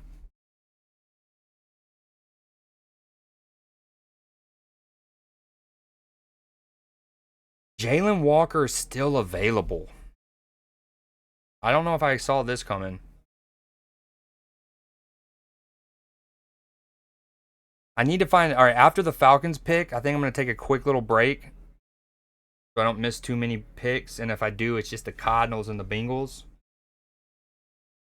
I'm not mad about the pick. I just feel that Sanders is going to be a legit quarterback, and we've been looking for that for years. Oh yeah, you're talking about in terms of the Browns. Like, who, who, what is your quarterback room right now? Right, it's Dorian Green Thompson still, and Deshaun still on the roster. Yeah, Shedeur is a high floor, low ceiling type dude. Here he does have. Uh, agreed that you're absolutely right. There is like obviously context. I would throw in Shadeur's fairness in that, as we all know, his offensive line was abysmal his 2 years at Colorado, like woeful, and so I feel like Shedeur has like a damned if he does, damned if he did, damned if he did, damned if he doesn't kind of thing. Because one of the knocks on him is he kind of like with Caleb Williams is he holds on to the ball too long, and so some of his sacks people are like, well, it's because he tried to extend plays and do it right. And there's some truth to that. And then at the same time, one of the knocks on him is how much of the volume of his work was at the line of scrimmage, and it's like obviously they called a lot of that to try to offset the deficiencies that they had at offensive line. And so, like, I don't think that stat is a fault of Shedeur and his ability to push the ball downfield or his lack of arm talent and strength to get it downfield, and more so the coaching staff trying to compensate for their offensive line. But it is a valid worry. However, as a Steelers fan, all I have known for half a decade, essentially, is offenses that only throw the ball at or behind the line of scrimmage. Matt Canada, the worst at it. And then while I like Arthur Smith and I love him compared to Matt Canada, he also has that problem too, real bad, where Arthur Smith loves to call like run the ball dead up the middle for 2 yards. Run the ball dead up the middle for 2 yards. Dump off screen. That's your offense. Oh yeah, Flacco's on there. That's right. By the way, the last time the Browns traded back and skipped on a wide receiver, they missed out on Julio Jones. What wide receiver? Oh, Travis Hunter. Yeah. Oh, that's a bad omen. Maybe a good omen for the Falcons, though. Very good. All right, appreciate the lurk. Yo, the lights on this stage are going bonkers, though. Like, all of the Dolphins colors right now look sick. Crazy, dude. I mean, again, it's the NFL is such a copycat league. It really is. It really is. For being so lucrative and having billions on the line,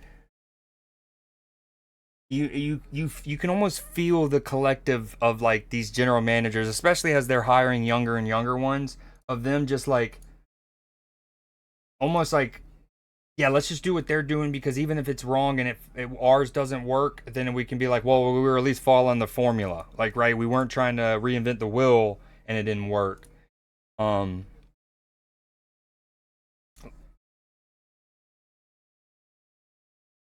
I don't disagree with that, JP. If his last name was Jefferson, or um,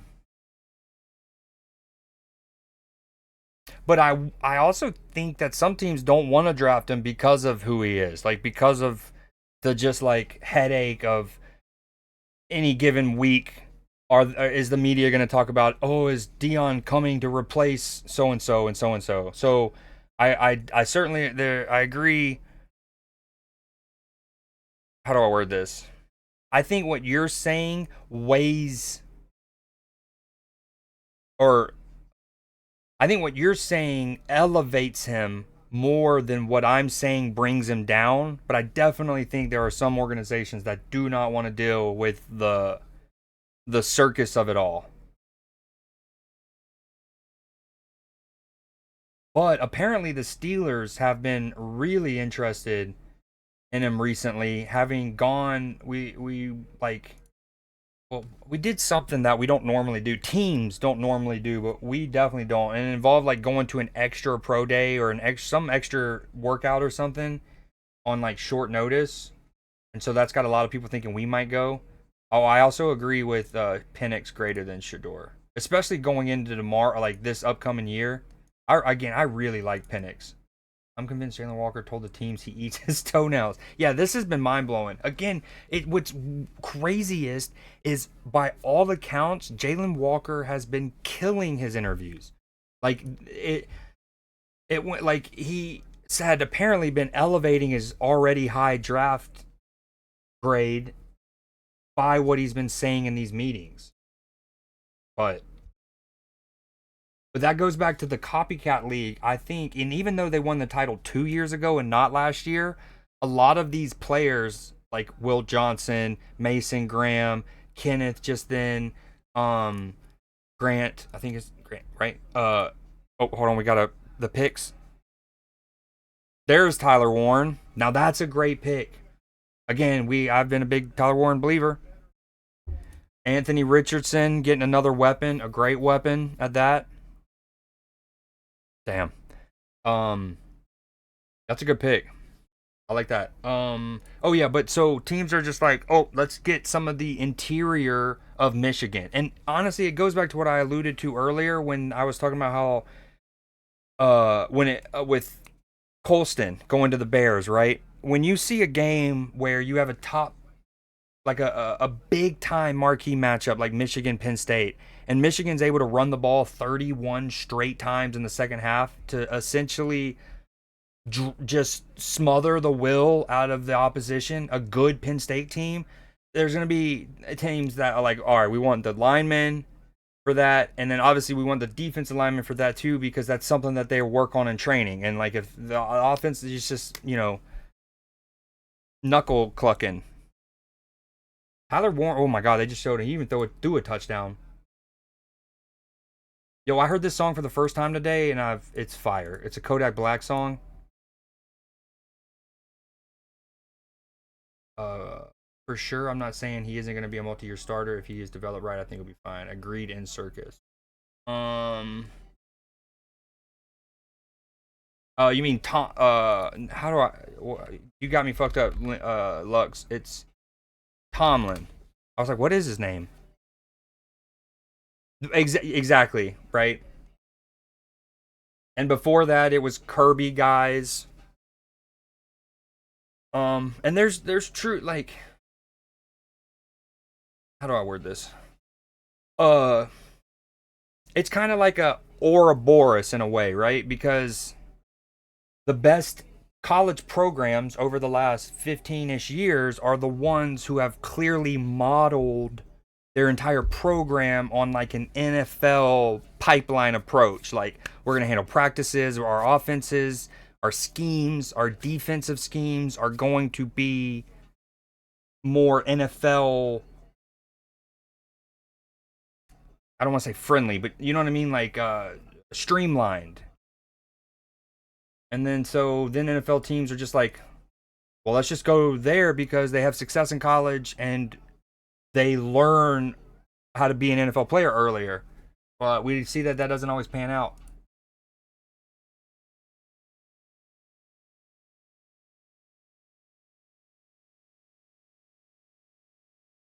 Question mark? Water? I have stream elements. What you mean?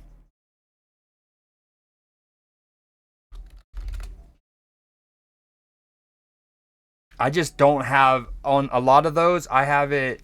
There's an option that you can toggle. We got 4 minutes. The Falcons have taken their time with this one.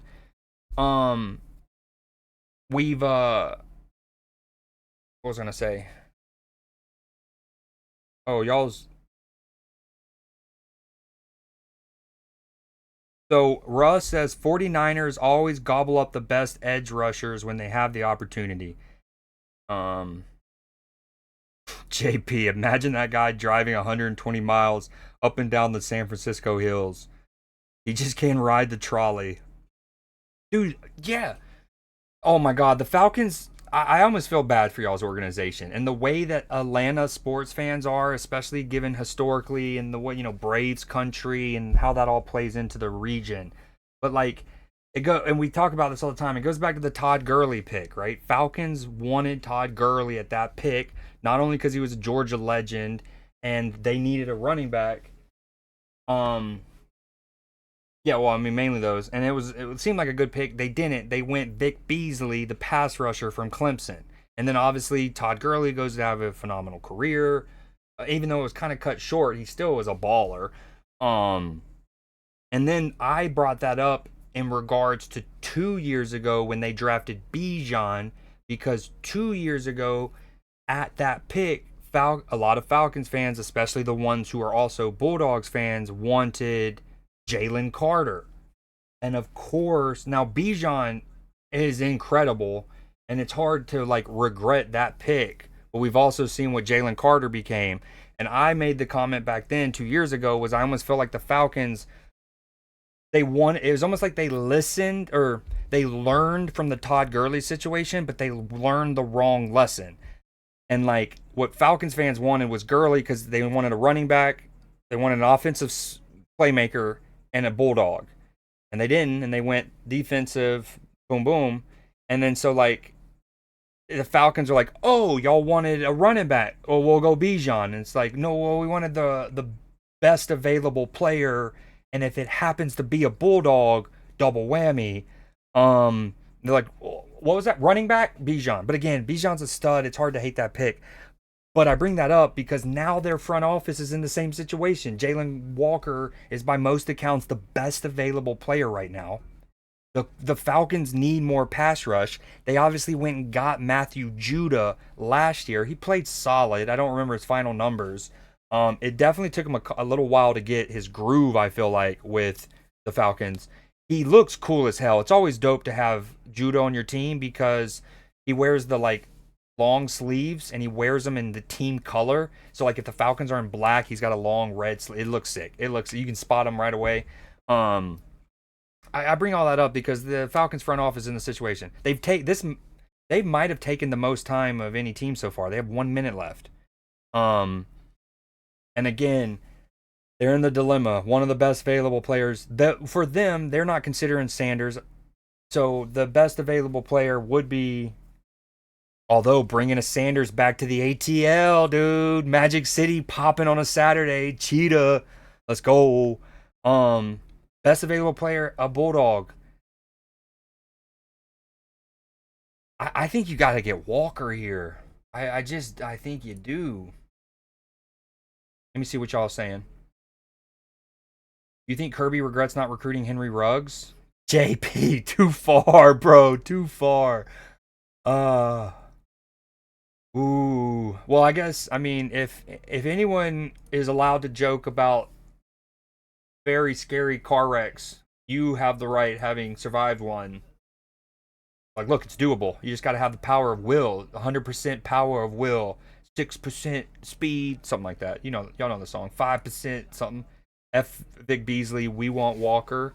If we took Carter, Bijan would have gone to Philly and had Saquon's two fucking bars. JP, honestly, that's a great point because again, 2 years ago the Eagles' offensive line was incredible as well. Now they didn't have Kellen Moore as a play caller, and a big part of the Eagles' success this year was that like they had like a players only meeting and it really rallied them, and they basically went up to the coaches and said, all of the offensive linemen apparently went up to him and was like, run the fucking ball.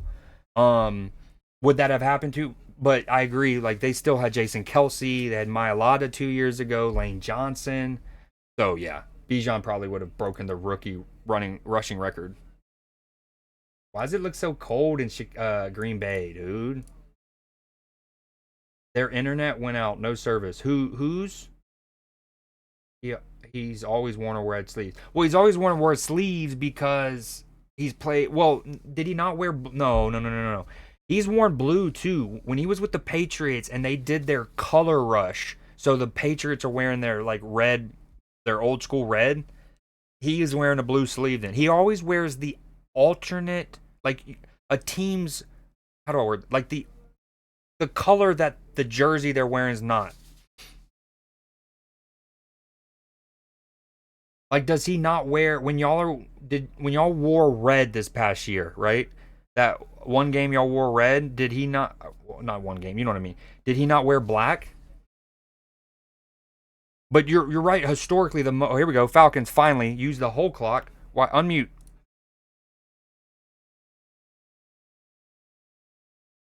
There it is. The dog going up an hour from Athens to Atlanta. A quick little drive down I-20. I think that's a great pick. I know. So JP is a diehard Falcons fan who is not a Bulldogs fan. Um, so he's not like a lot of our friends who are just instantly, if it's a great dog and it's a Falcons, get him. Um, but I do think that this is the right pick for y'all. Your offense is pretty damn set. Your offensive line's good. Y'all have arguably the best guard in football, if not the best.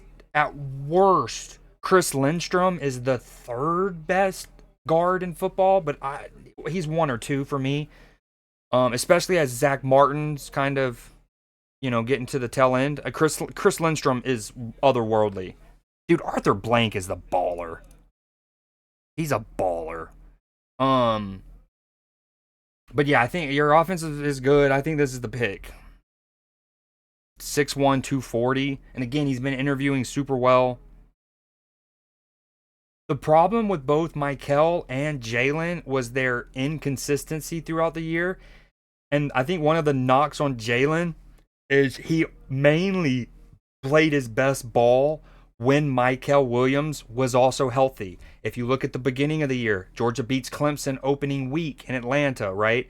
Michael and Jalen healthy. Jalen incredible. Michael incredible. Especially Michael that game. Then Michael gets hurt in that, is out for like 2.5 months, and we don't see much of Walker. Then, of course, Walker's breakout game was in Austin, Texas. Top 3 matchup, Georgia and Texas. Georgia just obliterate Texas. Literally, I mean, the scoreline did them justice in the end. And Walker was otherworldly. Single-handedly beat the number one team in the country at that time almost. But Michael Williams came back and played. And he didn't play every snap. He didn't play even like most of them. But just his presence, we know how it goes. But Walker will have that with Matthew Judah, another elite pass rusher. He wears red because he bled in high school and it scared his mom. He's worn red. Oh, really? Okay, well, I stand corrected. I could have sworn I've seen him wear the off color of the Patriots, and I've seen him in blue. Did that really happen? He basically didn't want mom tripping, so he just is like, I'll wear red, and that way, it's like, what was I? So on one podcast or something, there's an offensive lineman who told, maybe it was Wes Welker. Well, some ex-football player was talking about the concept of what color glove to wear, and like you can get away with holdings more if you wear a cheeky color compared to what your opponent's going to be wearing. He kind of had that mindset where he's like, I'm just gonna wear red. She can't see if I'm bleeding or not. I don't want her tripping, because we know you don't want a Jaden Daniels mom situation. Very quick drive. I teed you up for that one. I hate myself. I teed you up for that one. Let's go, dogs to Falcons. That was the best pick. What a steal. Yeah, that was a great pick. I think I'm kind of shocked it took the Falcons the entire time to make it. But I also know we were all shocked that Jalen Walker was still on the board there. So, a good pick. Damn, the last time I looked, it was a 6-point game. The Knicks are up. Oh, it's still a 6-point game. 15 seconds to go. Cade Cunningham misses a 3. Looks like the Knicks are going to snatch back that game they dropped at home. Was that Andy Reid that said that? That said what? I just said a lot. If it was a quote that I said, I don't. No, maybe. I want to say I've also heard Wes Welker say that, but now that you say that, that does sound familiar. I'll have to look. I'll have to look that up. Now that I think about it, it might have been Travis Kelce.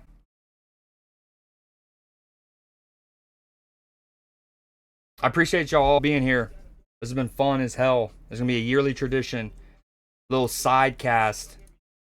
Did they just drop the Zohan? Oh, Walter Nolan. I just unmuted in time. It sounded like the Zohan.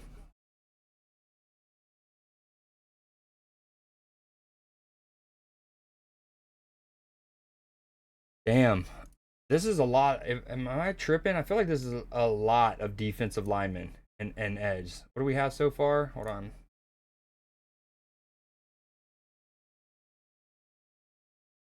We have Abdul Carter, Mason Graham. Maybe I'm tripping. Michael, Kenneth, Jalen Walker, and now him. So what? 6 of the top 16. A third have been on the defensive line. More than a third, actually. No, what did I say? 6 out of, yeah, more than a third. Again, the two most important things in football: quarterback play and stopping the quarterback.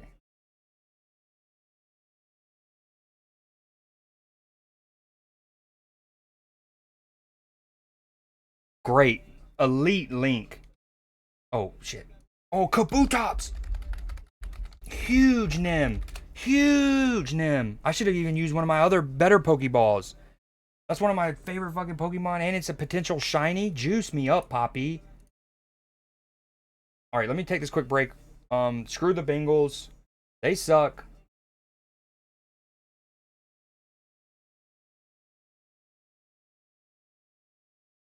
Yo, especially to Valweezy and JP.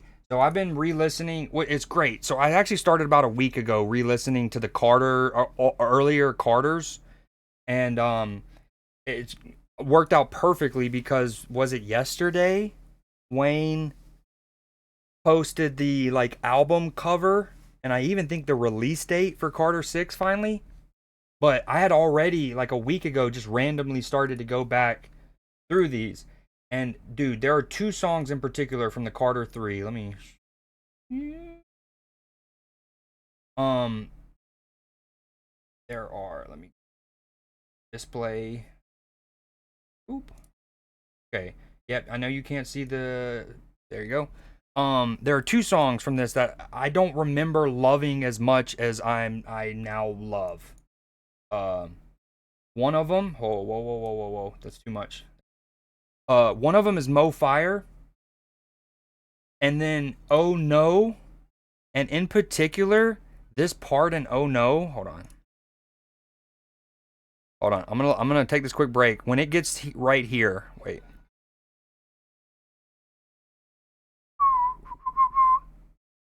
Oh, right here. I'm sicker with it. Pick a city, buy a condo, find a fine hoe, let some time go, chill. What you know about a bongo, having her mind go over a convo about dough, nothing. Dude, so good. All right, I'll be right back. Screw the Bengals. Athens to Atlanta. Okay, I don't think I missed a pick, did I? Oh, I missed the Bengals pick. Hold on. Oh, we got another passer. The Bengals took another pass rusher. All right, we got the Seahawks.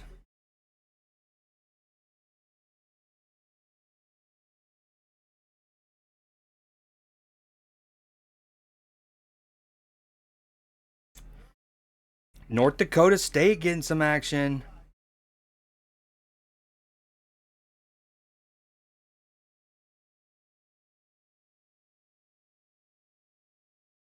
That's dope. He's got a mean mustache, right? He's a offensive lineman from North Dakota State, which pretty good pedigree.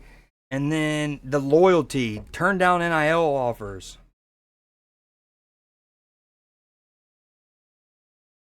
Yeah, Clipper, that's, well, we know why, right? Because they want to put the game that's going to be more competitive and have more eyeballs probably on it behind the paywall, unfortunately. Um I do have NBA TV, but it would mean putting the draft So I'm gonna once the draft's over, I'll switch it over to that. The Clippers. All right, the Buccaneers are on the clock. The Steelers are 2 picks away. See, I mean, Shador's on the board still. If we wanted to go that way, the Colts have looked all over for a tight end in recent seasons and finally find one with Tyler Warren, which I imagine they didn't expect to be on the board still. Jalen Walker becomes the first player from the University of Georgia that the Falcons have taken in the first or wow, that's crazy. You know how I go on that old spiel earlier about that dynamic of the thought. I didn't say they drafted him, but like again, it was could have gotten Todd Gurley, went Vic Beasley. Could have gotten Jalen Carter, went Bijan. That's wicked.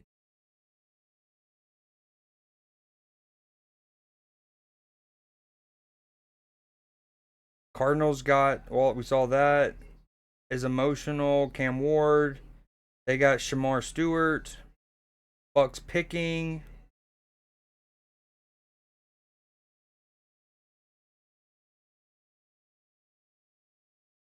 Glitters ain't gold.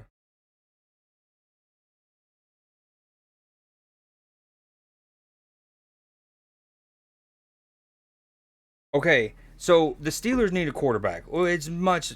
Well, oh, actually, here's the thing, and this goes back to so 2 years ago when Aaron Rodgers was in his like courting phase before he went to the Jets. Some might remember that one thing he did was he kind of confirmed it fairly early by his standard. So the Jets knew and could try to plan around it in terms of the draft. Well, obviously a different circumstance, right? Not a trade situation. He's a free agent, but I bring that up because knowing what Aaron Rodgers is going to do, I'm not even necessarily saying I'm sold on Aaron Rodgers. I think he's better than people are giving credit for. I think he finished with like 2,900 passing yards. Um, which you want 4K plus probably depending on the offense, at least 3,500. But I think what he had more than a few notable quarterbacks did this past year. Anywho, I bring that all up because it's like Shador's there, Jackson Dart's probably going to be. Will obviously be there. But if Will Johnson or Jahdae Barron, dude. Now, granted, the Steelers signed Darius Slay, right? And extended him another year. So, wow, speaking of that, the coverage is now showing Aaron Rodgers. What was that? Was it because 20 years to this day or something? I missed why they were showing Aaron Rodgers there, but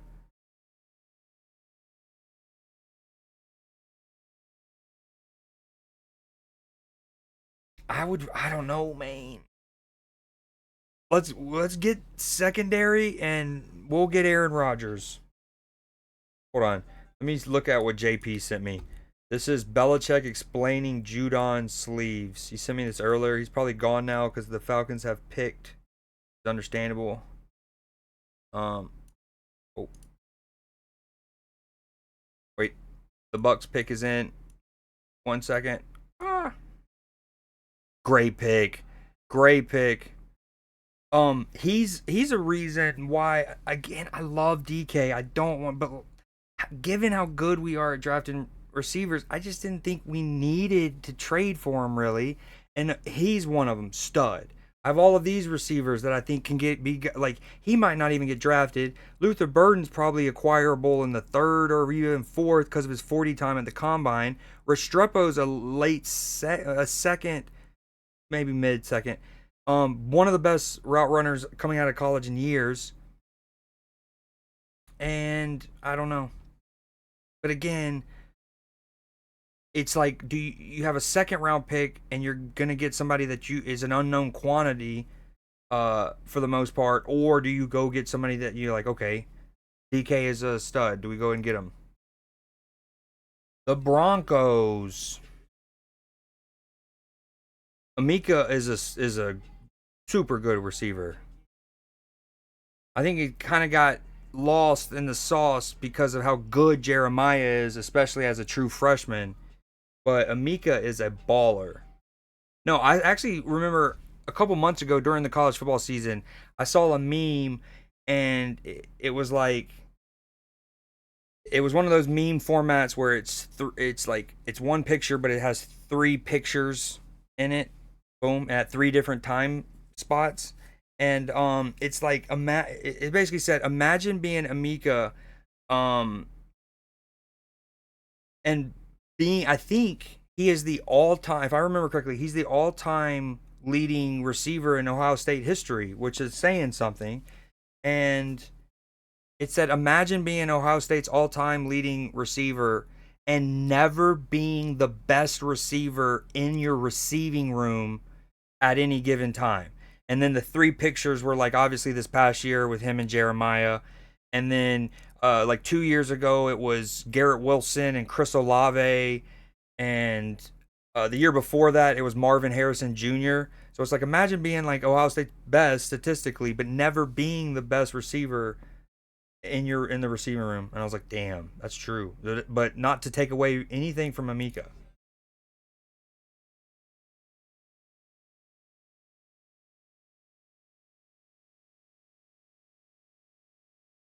Wow, crazy story. Retiring, I just feel like I'm not hitting my prime these days. He probably be dying. I can't wait for the Thunderbolts. Come on, Broncos. Bro Rage. I love the way that song ends, man. I pray that all of my dogs are so paid that the only thing that kills them is old age. Mel's best available: Shadur, Will Johnson, Marion Hampton, Amarion, Josh Simmons, and Matthew Golden.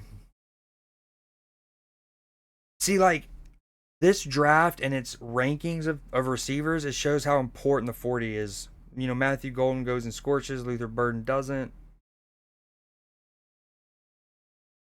I think it's going to be great. I love that they chose to go with like a A24 film. I love Will Johnson. Again, best cornerback in college football going into last, or like before he was hurt, which was at the end of the 2023 season. So we missed basically all of last year.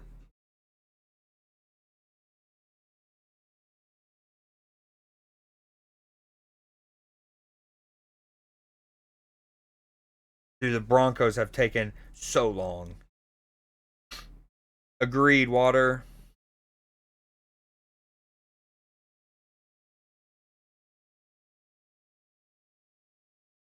Nice. Ooh, Clipper mentioned the basketball games and what channel they were on and stuff. Meanwhile, Memphis is up 11 on the Thunder. Go Sam. Nah, for real though, overcame cancer, and he looks like he's like 16.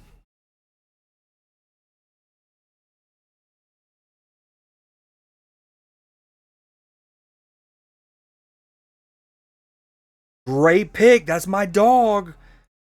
I think that's a stunning pick. Now,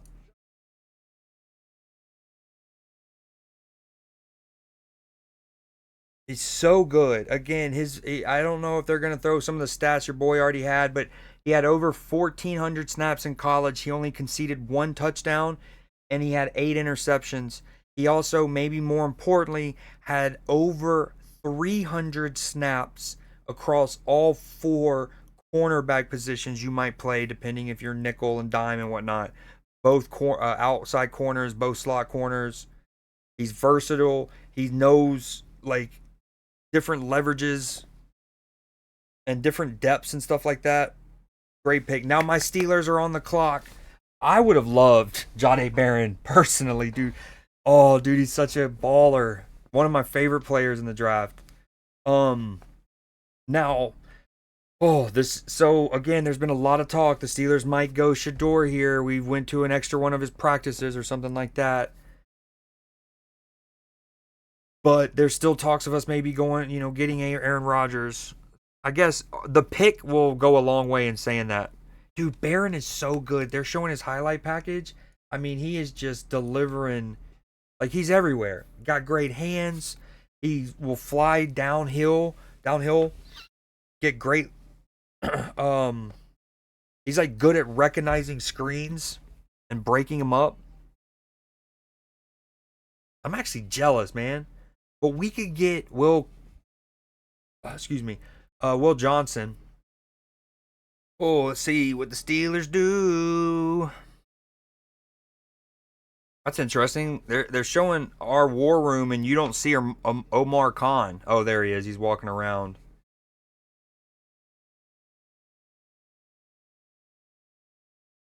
Yo, Nim, get your man's.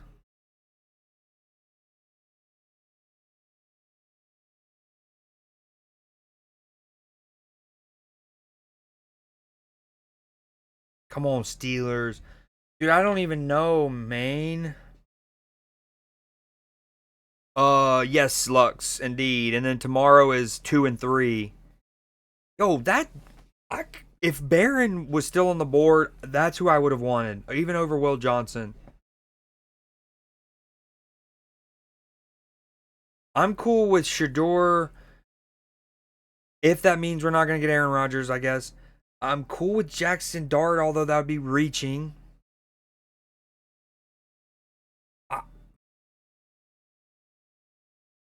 I think I want Will. I think I want us to get Will Johnson, and then maybe try to get Quinn Ewers in the second or third, and still go after Aaron Rodgers. Hypothetically, Aaron Rodgers, Mason Rudolph, Quinn Ewers.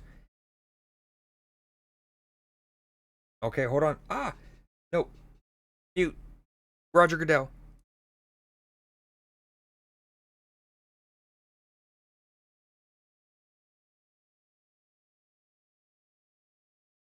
So it is a surprise. That's true, Mike. Now, the immediate question is like, what do the Steelers already have in the interior defensive line, right? We have Keanu Benton and Montavious Adams are our two main nose tackles, interior defensive linemen. Now, both of them are relatively young. I think Benton just finished his second year.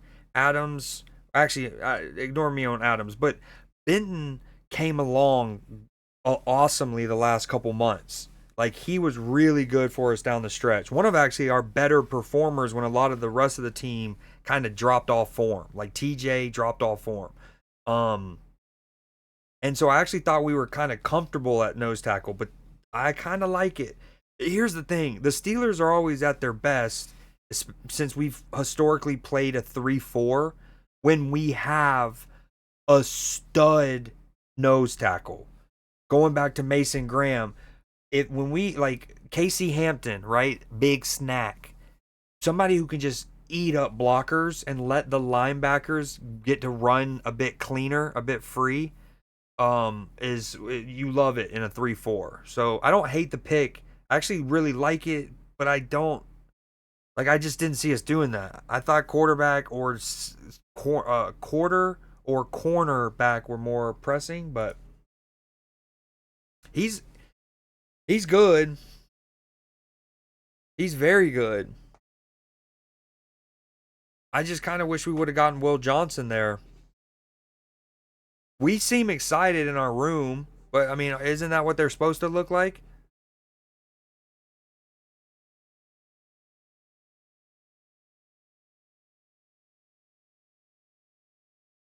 I mean, I like our pass rush. I have to say, I like our like we got TJ, we got Highsmith, we have old Nicky boy, um, we have Cameron Hayward, stud, although he's probably only got a couple years left of him at a great level, and then now Benton and him.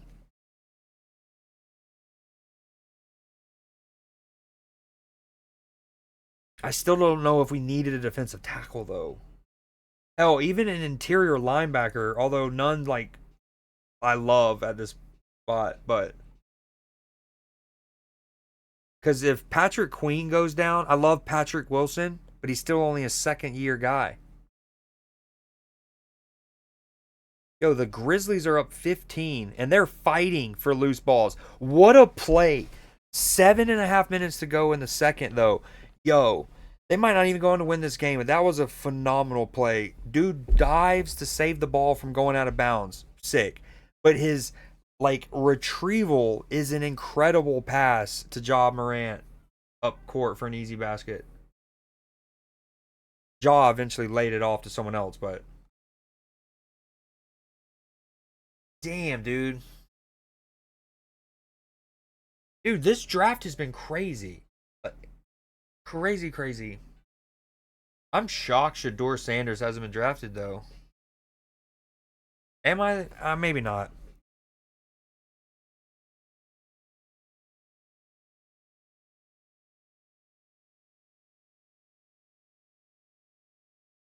I really like. The more I think about it, I like the Genty pick for the Raiders, especially. I forgot they got Geno Smith.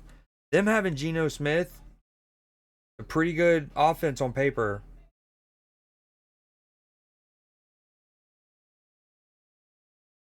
Sorry, Nelly, I got to skip you right now, bud.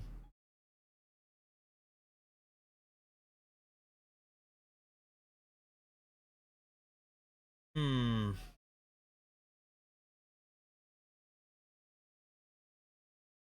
Damn, people are really worried about the. Ow. Imagine Sanders falls around 2 and we get him. Yo, if that happens, Lux, the Browns would have incredible draft. I saw. What? Hold on. Let me. And Shefty, he said he had a really promising thing for y'all earlier. It was like y'all have 3 picks in like a span of 38 or something like that.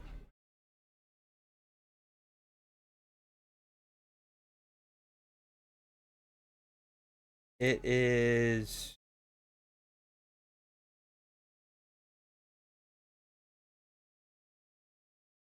Oh, here we go.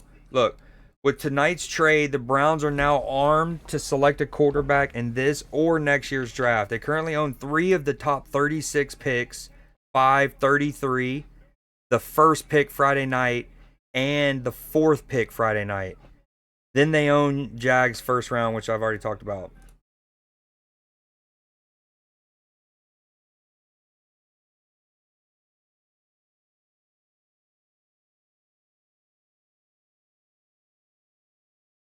It's interesting how he worded this again. Pass on Shadur. Like, I feel like it's kind of narrative spinning.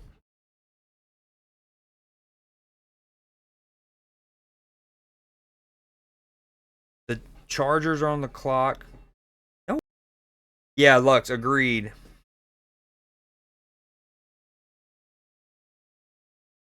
And plus, everyone knows Flacco's best in like December. Like you start him in December, it's he's God mode. So honestly, it could be perfect, right? You let it be a quarterback battle. You Stefanski lets them all think that it's 100% up for grabs. It helps Shador and Dorian's growth. Dorian probably starts week 1 or Flacco, unless Shador looks really good in camp. But then come December, if it's not looking great, you bring in Mr. Shot in the Arm, Joe Flacco.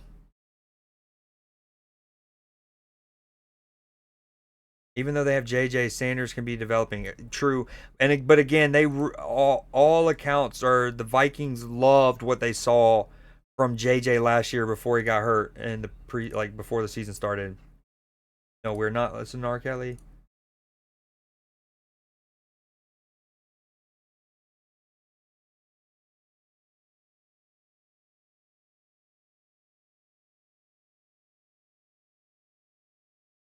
Smacky's comment is how I feel about the situation, honestly. Who's Smacky? Mel Kiper's on drugs. Yo, when earlier I saw you on Last of Us Part 1, the game. Oh, that's right. I remember now. You're rewatching season 1 and you're also going back through the game and to try to like line it up with where you're watching in the show. Did it? Oh man, that's risky. I didn't even realize I was showing a random tweet. That's so dangerous. What did it say? Do you remember? I don't want to go back to it. Censor it for me if it need be.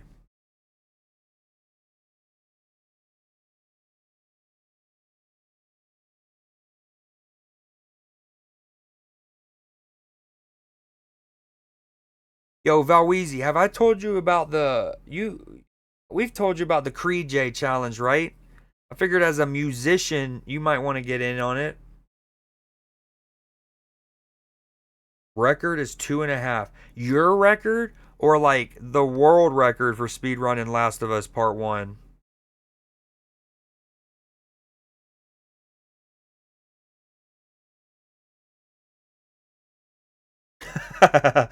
Dude, what's funny is minus the hand job part of that, I said the same thing multiple times. Like as soon as I read that what y'all gain, because even before I read the first round, hold on, the Chargers pick is in.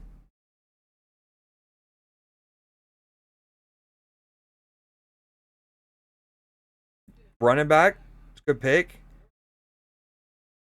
Obviously they got J.K. Dobbins last year. He spent some time hurt. There was a couple games where it looked like perfect fit, right? Obviously Harbaugh running first mentality, boom, boom, boom. We know how he is. J.K. had a really, I think he had like a game for like 140 yards, 2 touchdowns. We're like, yep, this is it. And then, kind of, I don't remember how much of it was injuries based, yada yada. But I like this pick. He was basically the best running back um at the spot, and I think in general, right? What were the other ones? Contention, because like a lot of them are in second or third round grades, like Etienne. North Carolina's had a lot of running backs drafted uh in the last 8ish years. No, the world record. I'm at 45 minutes. I'm barely into it.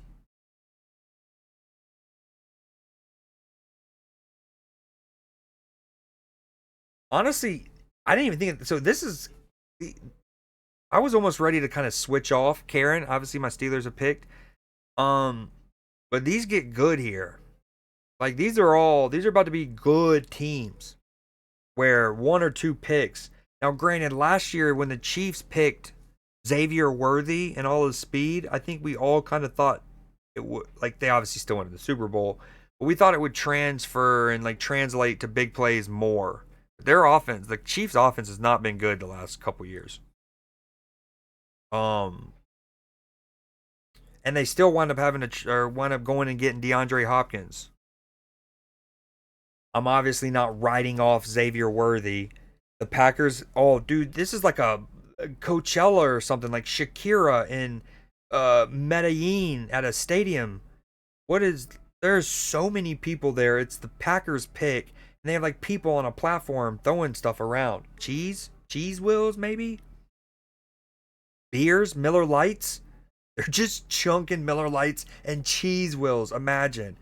Obviously, if you're worried about being over encumbered in an Elder Scrolls game, you shouldn't take the cheese wheel.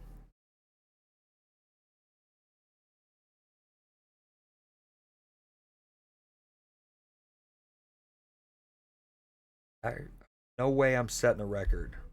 What without trying, if you can, without spoiling anything, keep it vague. What part of the first game are you at? Like, are you in Pittsburgh? What's the next city? Kansas City, I think. They go obviously Boston, Billstown, Pittsburgh. I want to say Kansas City. What up, Katie? Welcome back. Cucumbered. If I hit under 3.5. What about the under cucumbers? That's very evocative. What about the over cumulus nimbus clouds?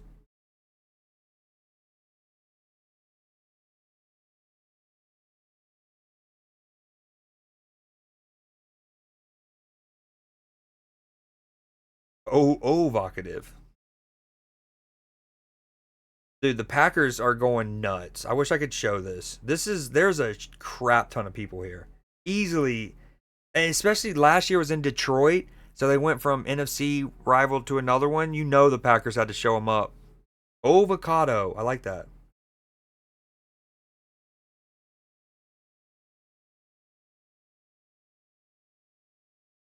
I had a little bar in my head, but I don't know if I'm trying to keep it PG for this show. It was about basically doing something to an avocado, but like stressing the O until it became guacamole. You know what I'm saying? Heading out of the city for the first time with Ellie.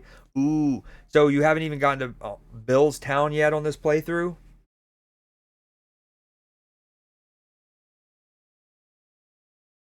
There's a Colts fan and just a sea of Packers. I wish I could show y'all just this. It's like, who cares NFL if you like? I get you don't want people to copyright steal the draft and stuff, but this one Packers guy looked like he's 62. He's looking up at the drone, like I mean, going in. What time is it in Green Bay? 9:40. Mans has like a fabricating job in the morning, but he doesn't give up. F.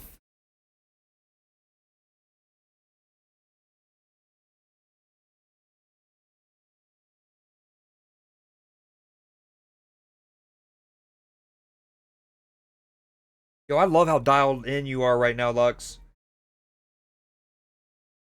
What's up with your school situation? Next week, last week? I know I keep messing it up, but I'm close.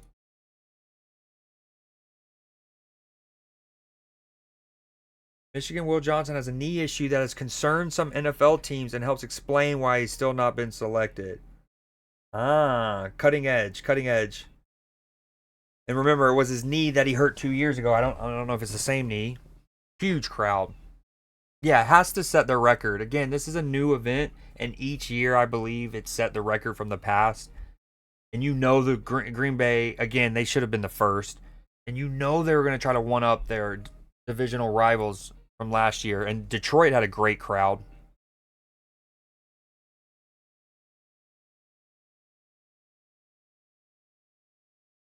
All right, let's look at some of the best available. Boop, boop.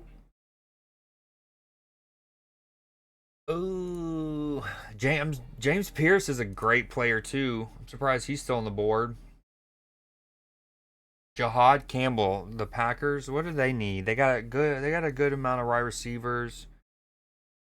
They recently got Josh Jacobs, so they're good there. We got the pick is in. Hold on.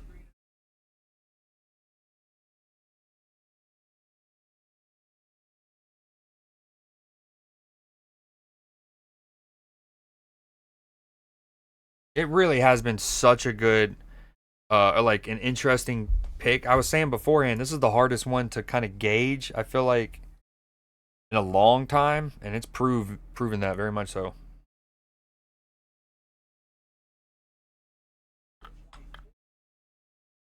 Just got home, gonna have some drinks and play Clash. What you sipping on? Packers take Jihad. Yep, yep, yep, yep. Huge crowd next week, finals week.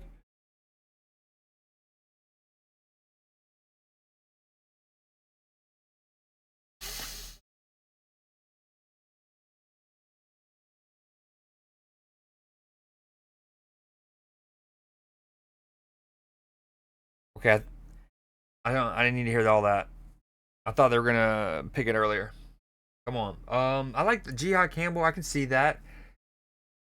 I can also see them going someone, another edge rusher, Mike or James Pierce. You know who I really like? I have him here, Nick Emanori.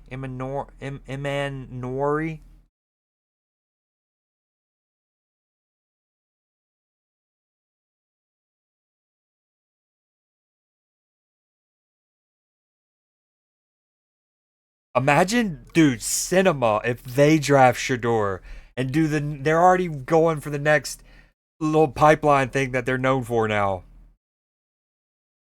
Although he'd have to wait a while because Jordan Love is still so young, but imagine.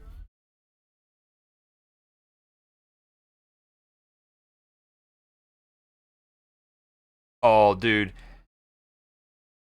There is a Lions fan who is doing everything he can to hold a giant, like, cutout head of Dan Campbell. And when the camera is on the shot where it's on the podium, the crucial shot, there is going to be the word in blue, Lions blue, grit. And if he can hold it, oh, nice. They changed it.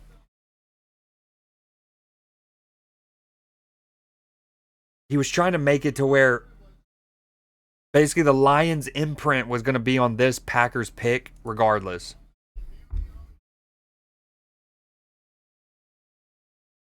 Make your pick already. We know it.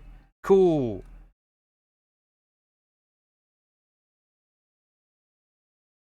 All right, that's a cool flex.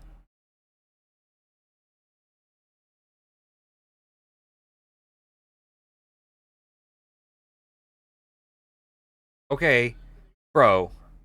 The self glaze is engulfing right now.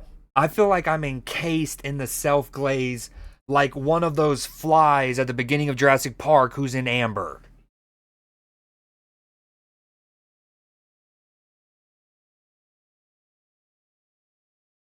Wide receiver, Matthew Golden, another weapon. I didn't think they'd go wide receiver. You know, they got Christian Watson, they got Jaden Reed. They're a bit inconsistent. They're still raw. They have a lot of room to grow, but I didn't think they'd go with that. But it's hard to question. You know, earlier we were questioning the Bears getting Colston instead of Tyler Warren, and I still think Tyler Warren's overall better. But it's who am I to question Ben Johnson? You know. But that is a good pick. Another weapon for him.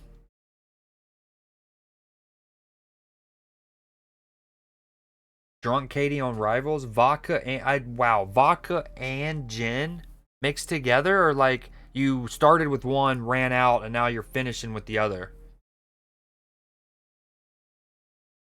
Oh, vodka and ginger ale. I'm a big Jameson and ginger fan. I've never had vodka and ginger, but I mean, but whoa. Here we go. Lock it in, Katie. Lock it in. Oh my God, Clay announced the pick. Dude, say the name and get off the stage. Yup, interesting. Wow.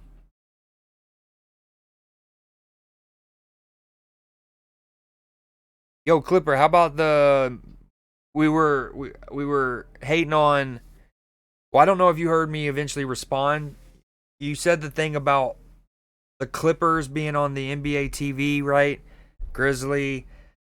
I eventually responded to that and I was like, well, we know why, because there's more interest and the series has been more competitive between the Nuggets and the Clippers, and they want to put that behind the paywall. It sucks, but that's the reality. And then what ends up happening is the Grizzlies are up freaking 16, 26. Wicked. Oh, what ball movement there on the. Oh, please score this. That's a gorgeous basket. I'm going to pin this. We got to make. Dude, right at the 2 minute mark, Memphis' 71st point. I'm talking first a 3/4 long pass. Boom. First time, like, touch pass to dude on the corner or the slot, and then he drives another sick kick out. John Morant looks hurt. That's not ideal. Up 20 something, almost 30, but you lose your star. That was filthy though. What a possession.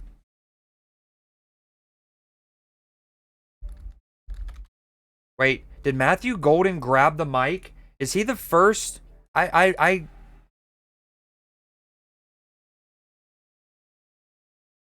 missed what he said, dude. I can't remember a time where anyone has ever grabbed the mic.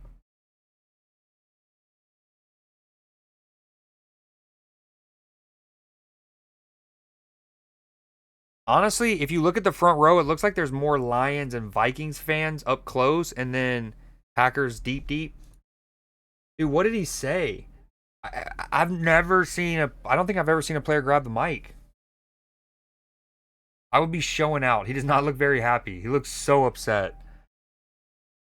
What did he say? Dude, imagine you grab it. You don't want to go, especially imagine you don't want to go to the team, and that team is hosting the draft that year, right? And you grab the mic and like, someone get me out of here. Get Eli and Philip Rivers me. Please, please, Philip Rivers me. Get me out of here.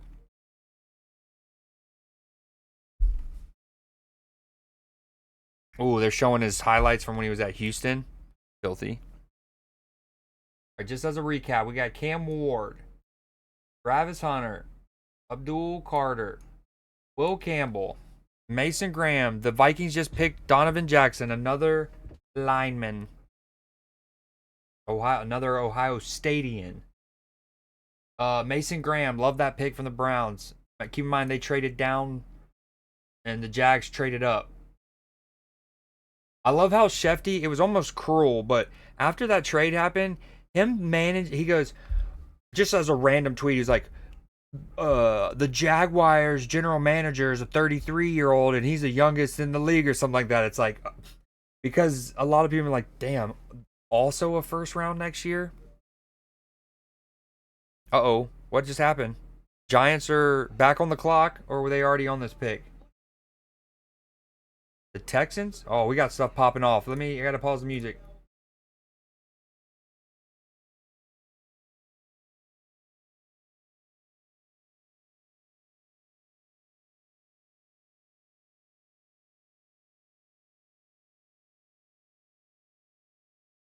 Oh, if they go get dude, imagine they get Shador or Jackson Dart here. I think I like Jackson Dart more, but I don't know. I also know Lane Kiffin's offenses are great and they can make people look very good. But Dart had some throws, obviously in particular against Georgia, that were elite. I mean, over the ear hole of the linebacker, flung in there.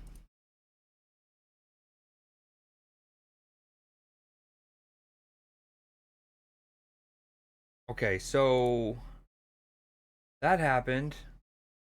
I have so many windows up. Let me get that out of here. Shefty. Boom.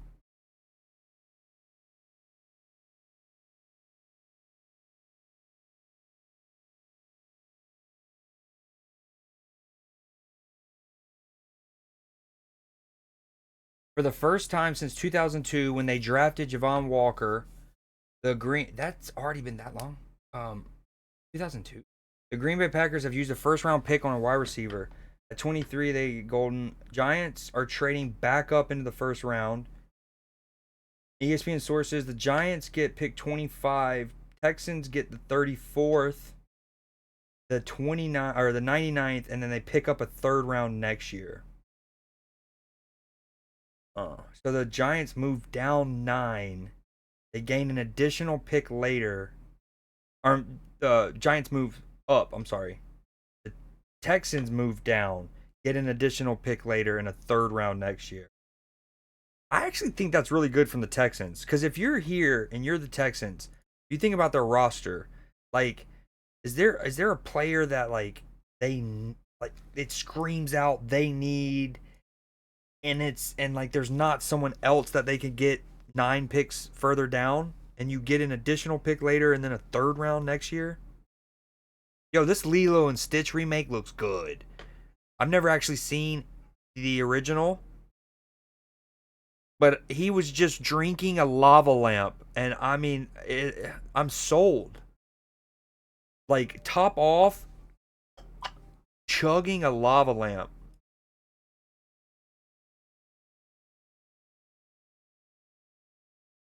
I love the Wooler. All right, the Giants still haven't picked though.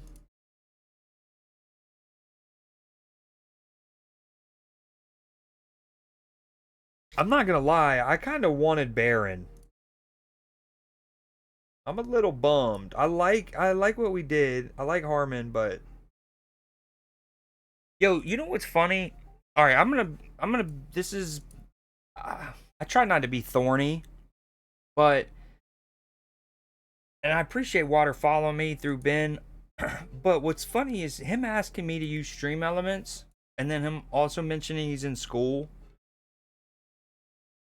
There's a chance that I've had stream elements on my stream for about half their, like, let's even assume, I don't know, Water's 18, right? I don't know.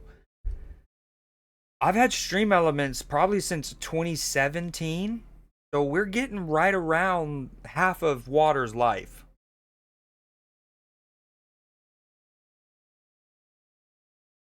Sorry, I was scrolling up to see if I missed anything, and I saw, and it reminded me.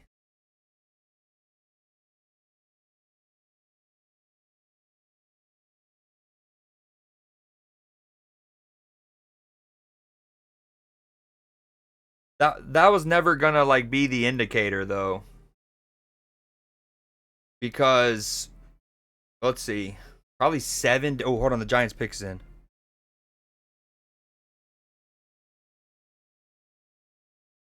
That's a good pick. Again, I like Jackson Dart. Granted, I watched him tear up my Georgia. Damn, dude. Great draft from the Giants. Dude, this is all scripted, right? This is all scripted. The Giants go on Hard Knocks, the very first off-season one ever. They lay an egg. The whole what's it called? The whole Saquon thing is laid bare for us all to see, right? And then and then they go and have a draft like this, right? It was always they wanted a comeback story like Kim Kardashian, you know? Um love the pick. Getting Abdul Carter and Jackson Dart. I'm not gonna say it's gonna instantly lead to them winning a division because their division is harder than the AFC South was when so what I was going to get at is it's going to make you think of what the Texans did recently. Now the Texans did it way up higher in the draft, but they got CJ Stroud and they got Will there's been so many Wills. Will Johnson, Will Campbell, Will Anderson from Alabama, obviously. And that boom, transformed their franchise. I don't want to put that much on Jackson Dart necessarily. I think Abdul Carter's that good. Like he's ready made. But long story short, this has the potential to be something like that, right? You get your quarterback, your elite defensive player that could be the cornerstone of your defense for a decade potentially. Plus, it's such a shot in the arm to a franchise, right? Like, there's nothing like it.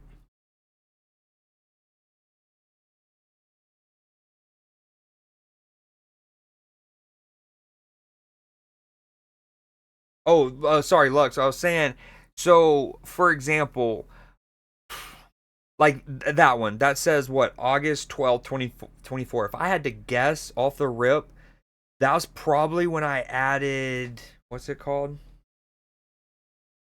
The Frosty tools. If I'm remember correctly, that's when I added Frosty tools. And because of my OCD and how I'm like I don't trust, like, even though Clipper shared with me a an ad blocker that I can install, or he didn't, no one ever knows. We watch ads around here because we love capitalism and commercialization. But anyways, um he he showed me if I wanted to go down that path where, and I still haven't done it because part of me is like nervous to install too many things on my computer. Anyways, I bring that up is because anytime I've added a new bot as, and then you go to add them as a mod, I unmod every like mod that I have, and then I do one at a time and I test it. One, because I want to see how they like interact with each other and if they stack commands and right yada yada.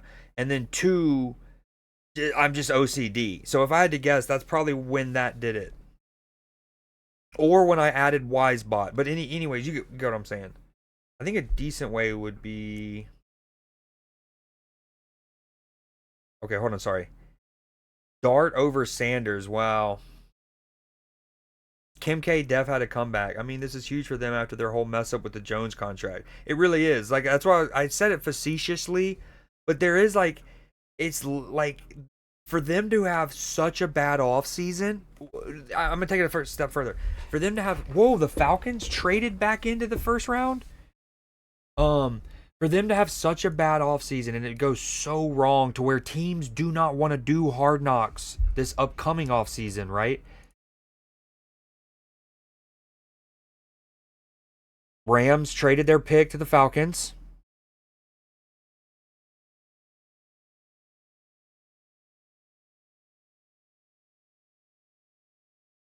There's an edge rusher.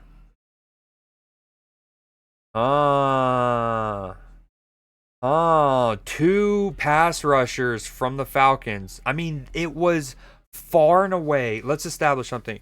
Now, the Falcons is like far and away worst problem last year was pass rush, right? I think they finished last in sacks, like outright. Meanwhile, they have a defensive minded coach, and I always believe that if I was a defensive minded coach, I would want to draft offensive players more. Um, I'm sorry, defensive player. Like if I was a defensive coach, I would want to draft defensive players more, and then go get offensive players in free agency because I would always believe that I could coach up the draft picks, and so I would lean defensive, and then I would fill out my roster in free agency on offense, yada yada. Raheem Morris maybe thinking the same. His worst problem was clearly the pass rush. I actually think the Falcons secondary is very good. They had basically, on paper, they had the best safety tandem in the league with Isaiah Simmons and Jesse Bates, right? I think by the end of the year, you'd have to say the Broncos, or there's a couple contenders for best safety pair by the end of the year. Broncos are probably the leader for me. But to wrap up the point, the Falcons are good in the back end, right? AJ Terrell is incredible. He obviously tore his ACL, so last year was his like kind of getting back into match fitness, and he looked great by the end of the year. I think that's great from the Falcons. We've already established their offense is pretty solid, have depth, have people at multiple positions. Secondaries, they have AJ Terrell, two great safeties. This is what they needed. I mentioned earlier that I was surprised. There was all the talk about, one, we were surprised how far Walker fell. If you go back to around the 19th pick, I was looking at who was left. I was like, I'm surprised James Pierce isn't coming up because he's a stud too. Anyways, I like that from the Falcons. I do. Let's see what Shefty's saying and you guys are saying. I really need to get caught up on y'all. I'm glad y'all knew the reference from the Kim K thing. Obviously, one of the best bloopers from a comedy in recent years, for sure, in the last like 20-ish years. Perks and Rex would be wild. I hate getting shot in the arm. Hurts. Perks and Rex. Whoa. Falcons are good in the back end.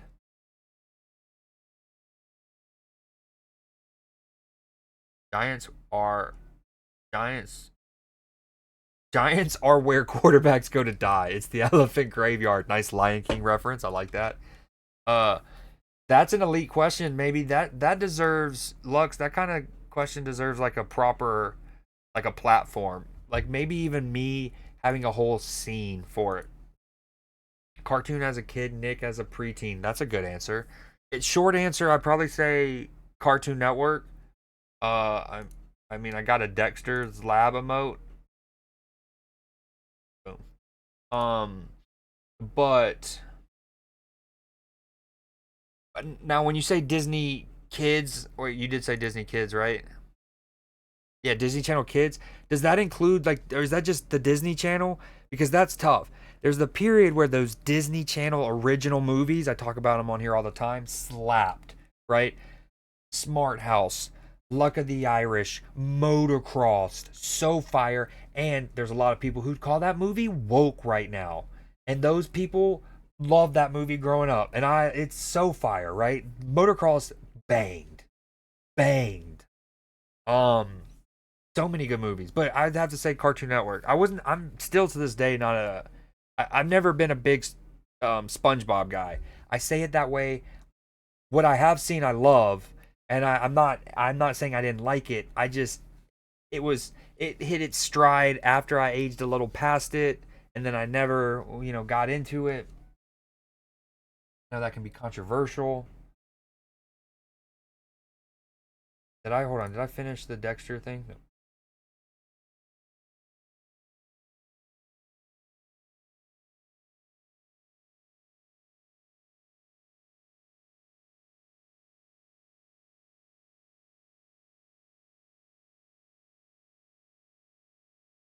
Nim, when you said, and now this was a while ago, my mouse, I don't know why, it just made me scroll up to like literally 10:51 when chats were, but it helped. I missed a chat you said earlier at 10:55. You said people are upset about how they changed the Alien.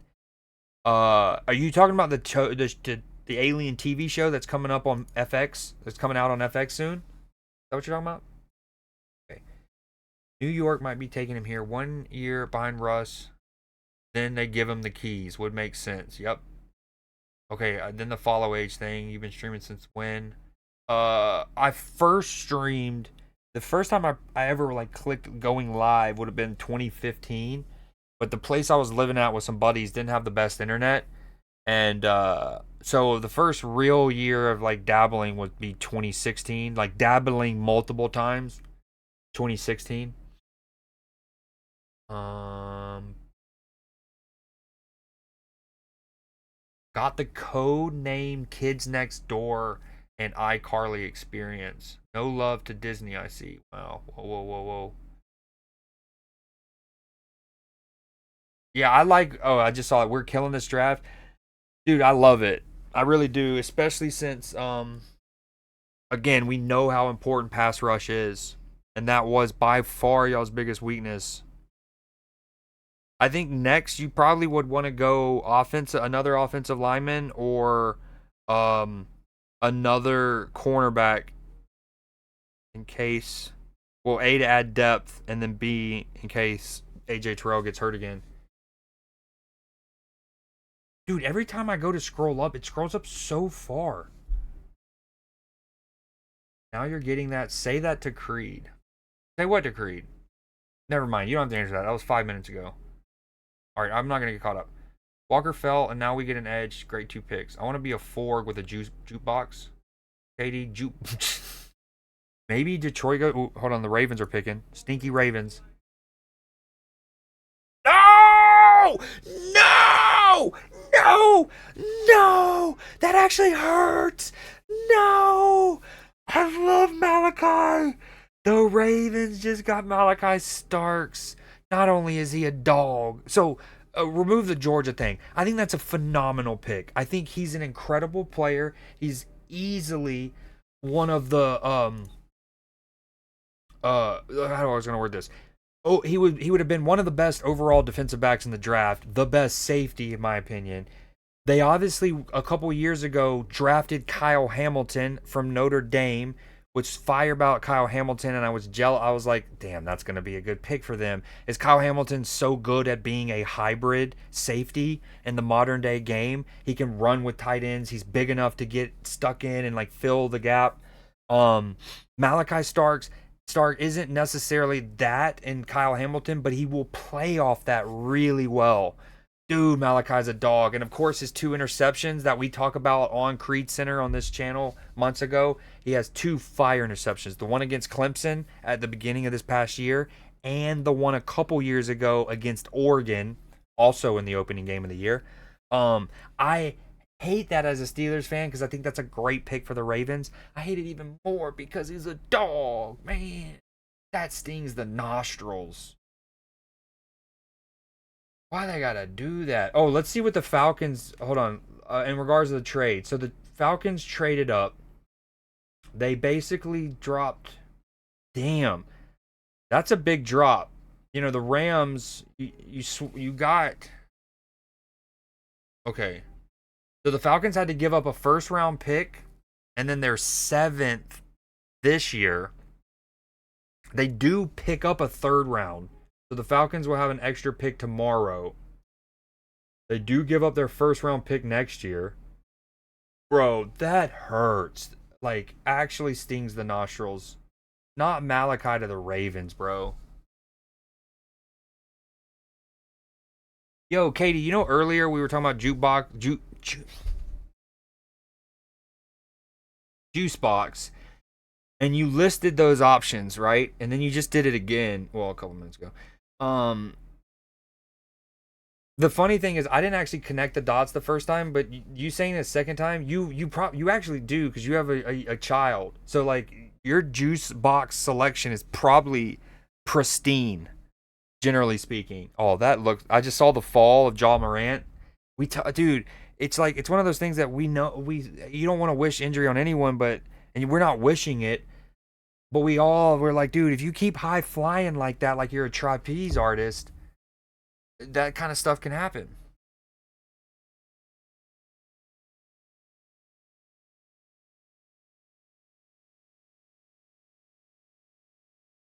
It's what's inside that matters. I thought it was like the motion of the ocean or something. Oh, the Lilo and Stitch movie.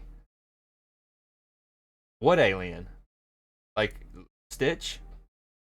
Again, I've never seen it. Or do like aliens invade and that's kind of part of the plot and like Stitch helps the Hawaiians fend off an alien invasion. Is that the plot?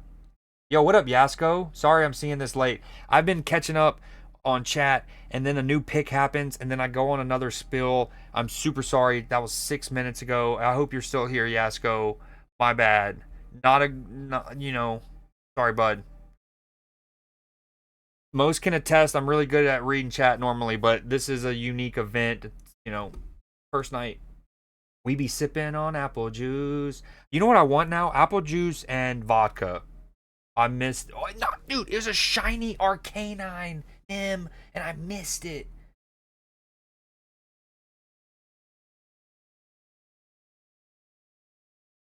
The question does remain: where does Sanders go? Earlier, I think Lux mentioned, does Detroit go for it? They obviously have Jared Goff, played at an MVP caliber level last year. Now, obviously, because of how good Lamar and Josh were and Joe, he wasn't actually in contention, but he played out of his mind. Um, but he's also like 35, 36 years old. So this punch got me feeling funny. I'm so bummed about Malachi to the Ravens. Rolling down the street, smoking Indos, sipping on Forgs, gin and juice box. Got my mind on my money and my money on my mind. Bars. Um, yeah, I hate that Malachi. I think I feel tipsy. Dude, Ed Reed 2.0. Hey, Miss Carter. All right, now y'all got me wanting to put music back on instead of just lo-fi. All right, say less. The Lions pick is in.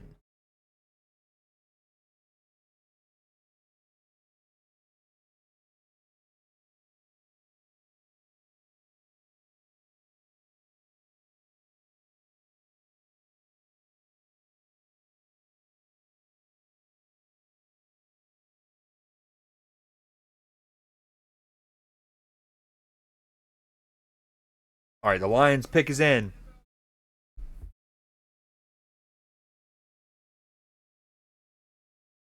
They did not go Shador. dude, this is what I said at the beginning too, and a lot of people prognosticated is that the Shador could go 3 or he could go in the second round. Like that's what's crazy. He's gonna crush y'all trouble for years. He's gonna, dude. He's why you gotta say it like that? Honestly, up until the second game against the Ravens, and then of course the playoff game, I actually felt like as good as Kyle Hamilton is for them, he hadn't done like he wasn't good against us. But yeah, that changed in the last 2 games. Same with Lamar. Like we had, that was a running thing. Like Lamar could literally eviscerate any team in the league, and then he plays us, and just we had his number. But then that's also gone now. We've lost that psychological like warfare edge. Dude, the Falcons going double pass rusher. I like it. I really do like it. Lions with old Williams. I'm from the south. South. All right.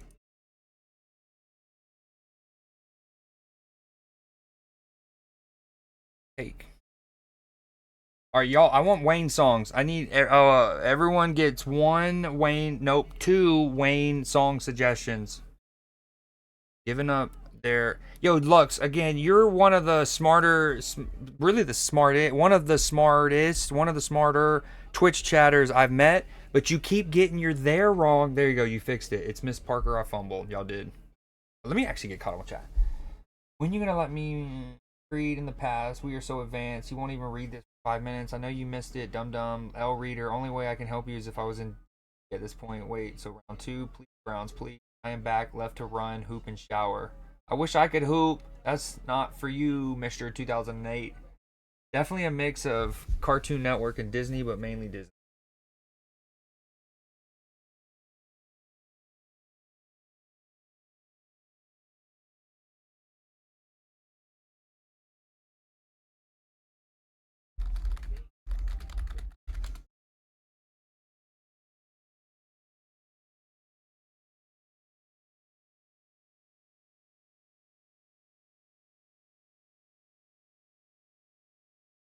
We're at a commercial break. The Commanders are on the clock.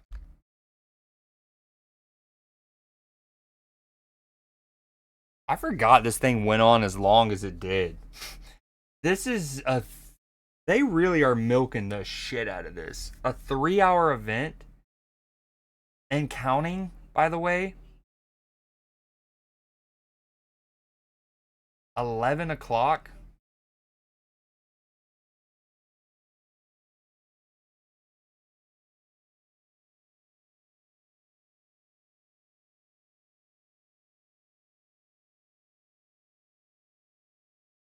We got 4 picks left. Washington, Buffalo, Kansas City, and the Eagles. Hmm.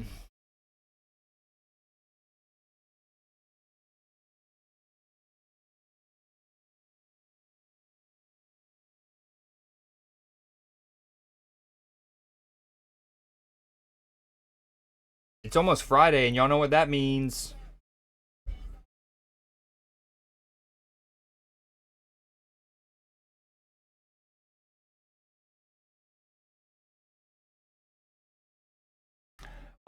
Yo, Hoodie, have you seen season 1 of Andor, by the way?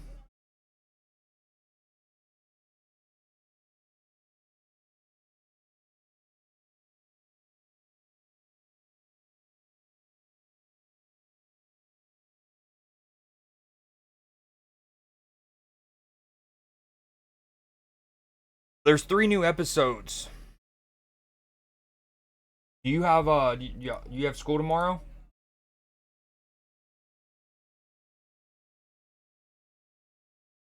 I really hope this doesn't go on for another hour. Let's even what's left really? What did they get?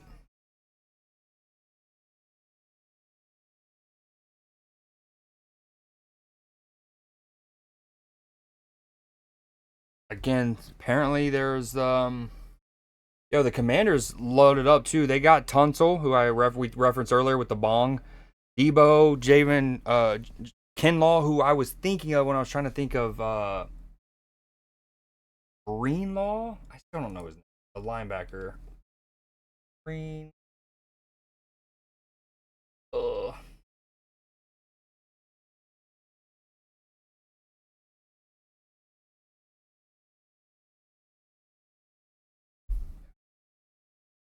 So I wouldn't be surprised if the Commanders go with Jihad Campbell. We were talking about him earlier.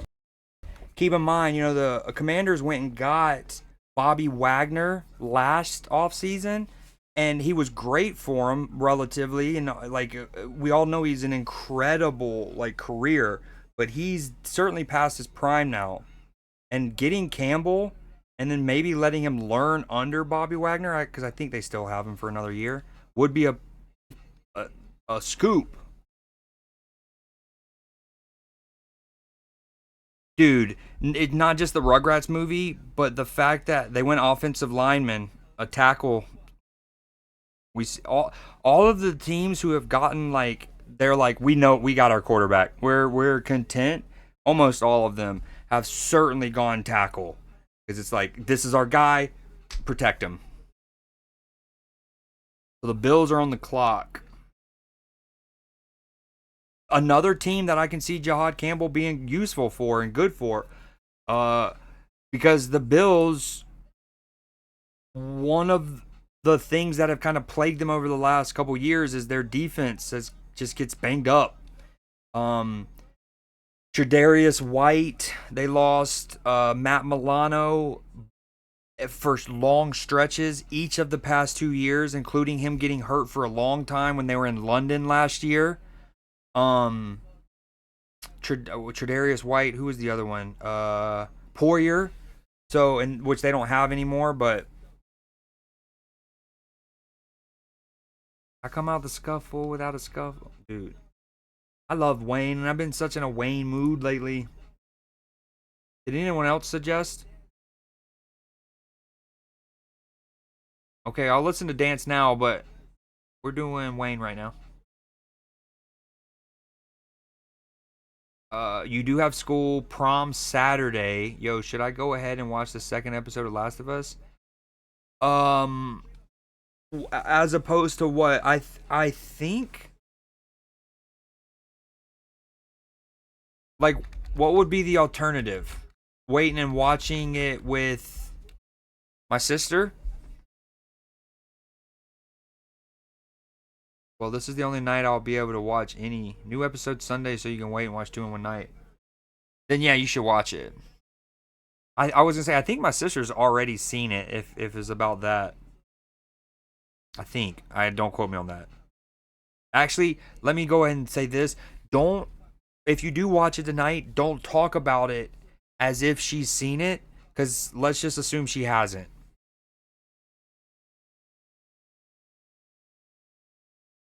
Oh, that's a great shout, Nim.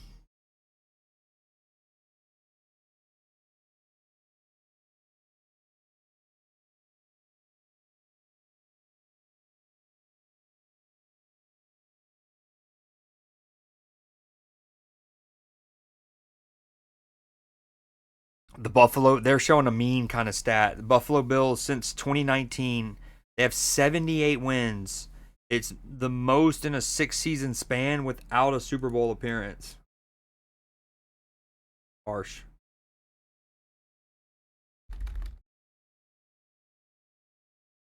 Yo, Katie, you still out there? We're gonna play Repo after this. Repo.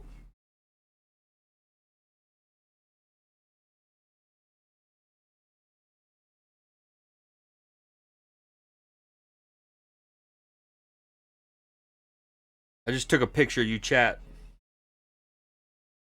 You're cute, dude. I'm pissed about Malachi, bro. Not that I saw us like it's not like I wanted us to get him. I mean, I would have liked it, but we obviously already have Minka and Deshaun Elliott. In fact, a big part of us falling off like we kind of did at the end of the year is when we were without Elliott for a couple weeks.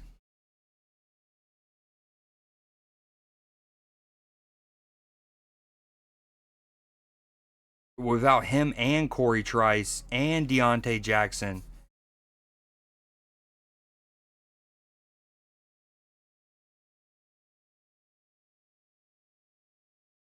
Yo, the person who's coming out to do the Bills pick, his kicks are fire. He's got Bills colored J's on.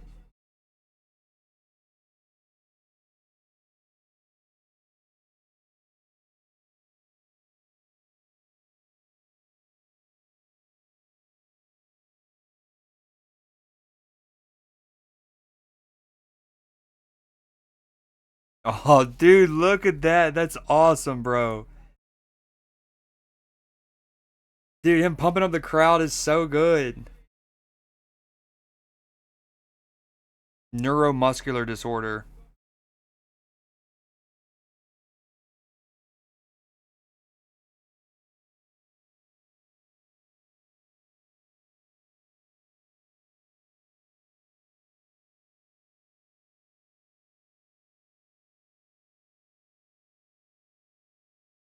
Dude, this is awesome.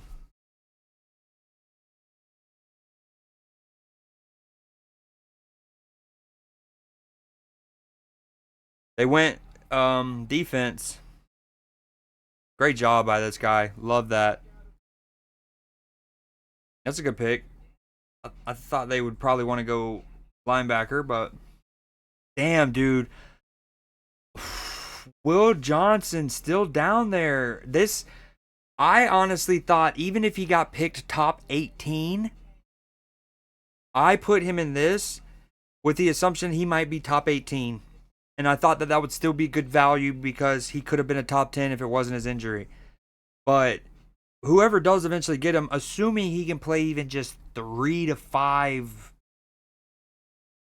productive years in terms of like the injuries not ending up plaguing him, he'd be such a good pick at wherever he goes. Such a good value. So what I do like is all of these have been picked pretty early. I guess Walker and no Barron was the deepest. But again, I preface by saying I wasn't saying that Barron's gonna go top 5 or anything. I just thought I loved his versatility. You were getting a well-rounded defensive back off the rip. Um, let's see what we got here. The Chiefs. I think the Chiefs traded. The Chiefs and the Eagles swap picks. How about that? The Eagles are now on the clock. Let's see what Schefter has to say about that. There.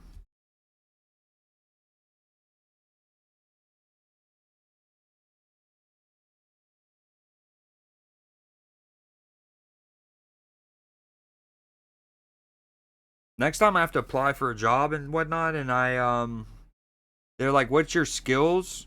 It might be like multitasking for sure, because if they could just see how many windows I have, different monitors, flippity floppity. Eagles trade. Okay, so apparently the Eagles, I guess they wanted to trade up, which seems interesting. To the tone of giving the Chiefs, like basically the Chiefs just go down one pick and they pick up an entire pick. Now 164 is what, the 5th or 6th round, so it's not an illustrious pick, but I still don't get like. We'll see what Howie's whipped up, but I'm sure the Chiefs are like, sure, we're going down one. We pick up another pick.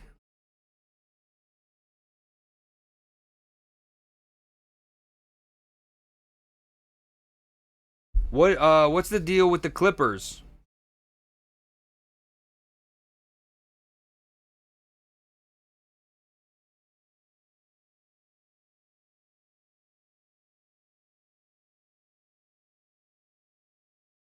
I'd like to think that I eventually And by eventually, I mean probably within 90 seconds, eventually pick it back up.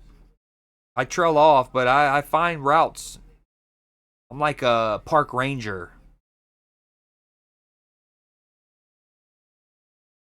Yo, this dude is swagged out in the inside of his coat. We've seen that a couple times over the last few years with like family photos and whatnot on the inside of the Blazer. And damn, the crowd has definitely thinned out. All the Packers fans are like, I'm going home. It's cold. Clips up 17. Dude, both games pretty big.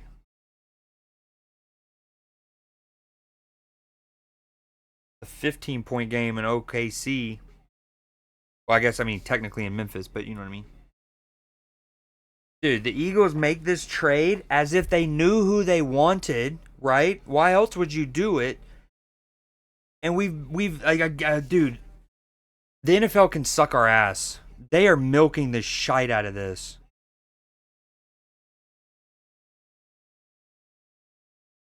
I imagine that the Eagles put their pick in the moment that they announced the trade. The NFL was just like, ooh, another chance to run 2.5 minutes, 3 minutes of ads, while the Eagles are thinking, even though the Eagles pick has been in, I'm boycotting.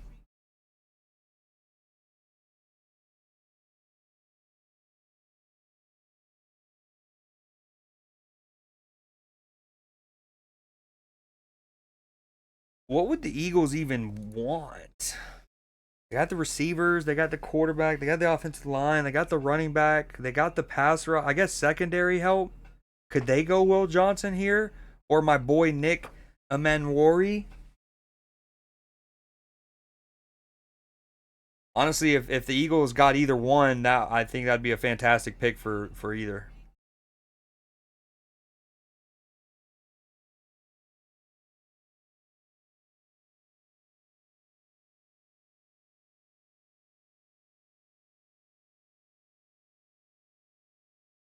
Dude, this is insane.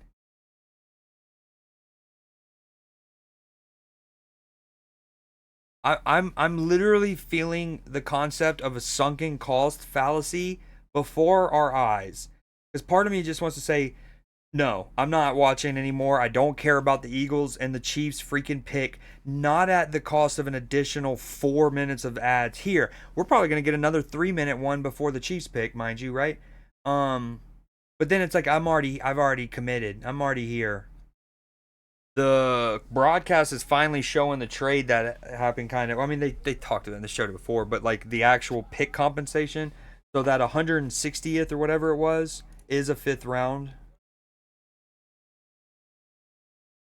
Oh, the Eagles are picking. How about it, dude?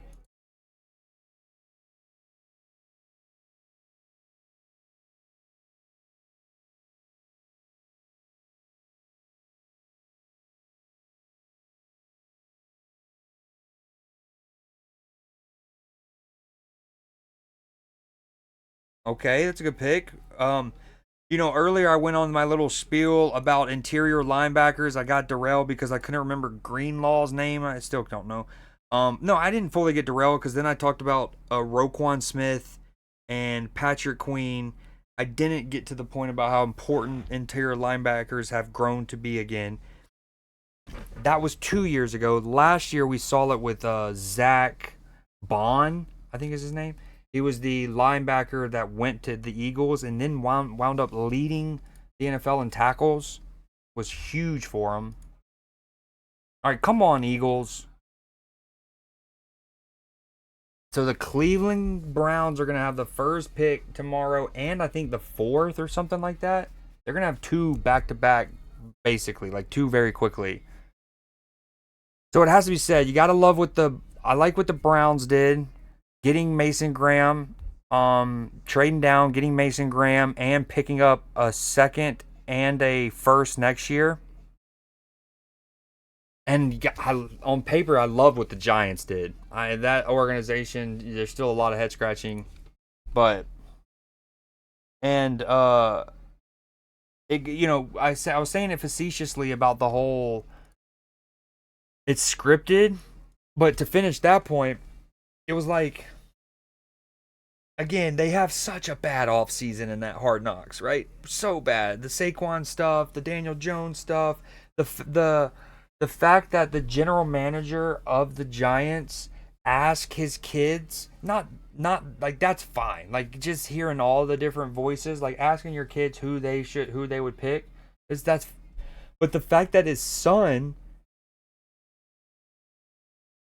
was like a savant. I don't know if anyone saw the clip of the general manager of the Giants when he answered the question. Like he was like, dude, it wound up being prophetic. He was so good. But it made the Giants look worse. Then a couple months ago when a lot of coaches were being fired and general managers and organizations were cycling and stuff like that, a lot of people were surprised that the general manager of the Giants didn't get fired. And all of that said, you get here and they arguably had the best draft so far. I wonder why the Eagles moved up for that. Did they think the Chiefs might get Campbell? That's interesting. I don't like them just giving the Chiefs a 5th round. Campbell at 31 is crazy. I was with you of teams maybe picking him earlier. I definitely started to believe it around in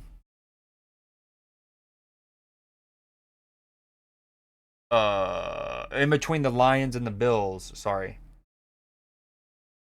All right, Chiefs, dude, please don't give us another commercial break. Hopefully, the reason we had a 6-minute one is because they wanted to go ahead and get the Eagles and the Chiefs in and be like, hey, we're going to go back to back, show you the Super Bowl champs picks. What up, Leafy? Will you? Heard you're a baller. I heard you were a baller.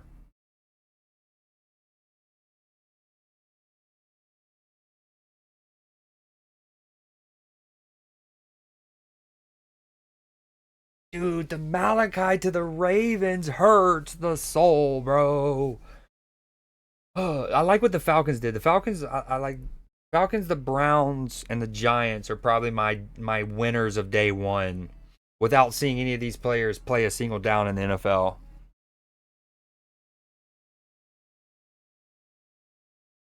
Jeff D.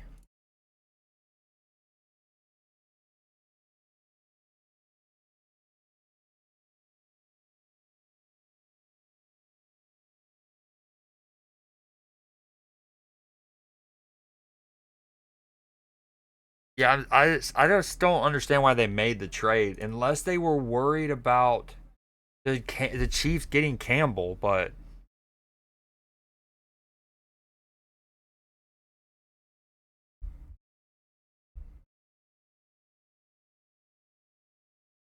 you think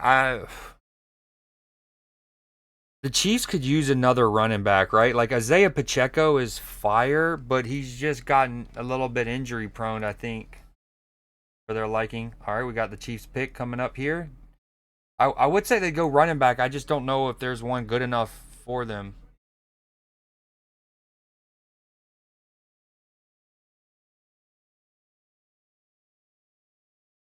That makes sense, actually. That's again when it comes to franchises that have their quarterback, their franchise quarterback. There's very like even if that player doesn't end up being good, it's hard to look back if you're like evaluating a general manager or whatever and be like, you shouldn't have picked a tackle there. Like when you one of the safer things to do when you have a great quarterback is at least you're like, well, I was trying to protect my franchise quarterback. I couldn't help that they didn't pan out.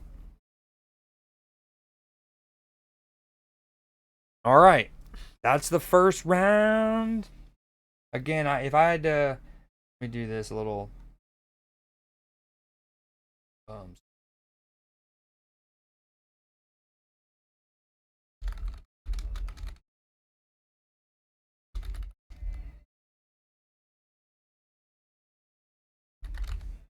Crazy that I'm saying that, dude. The Falcons, the Browns, and the Giants. But they are my winners of the day, I think. I really like what they did.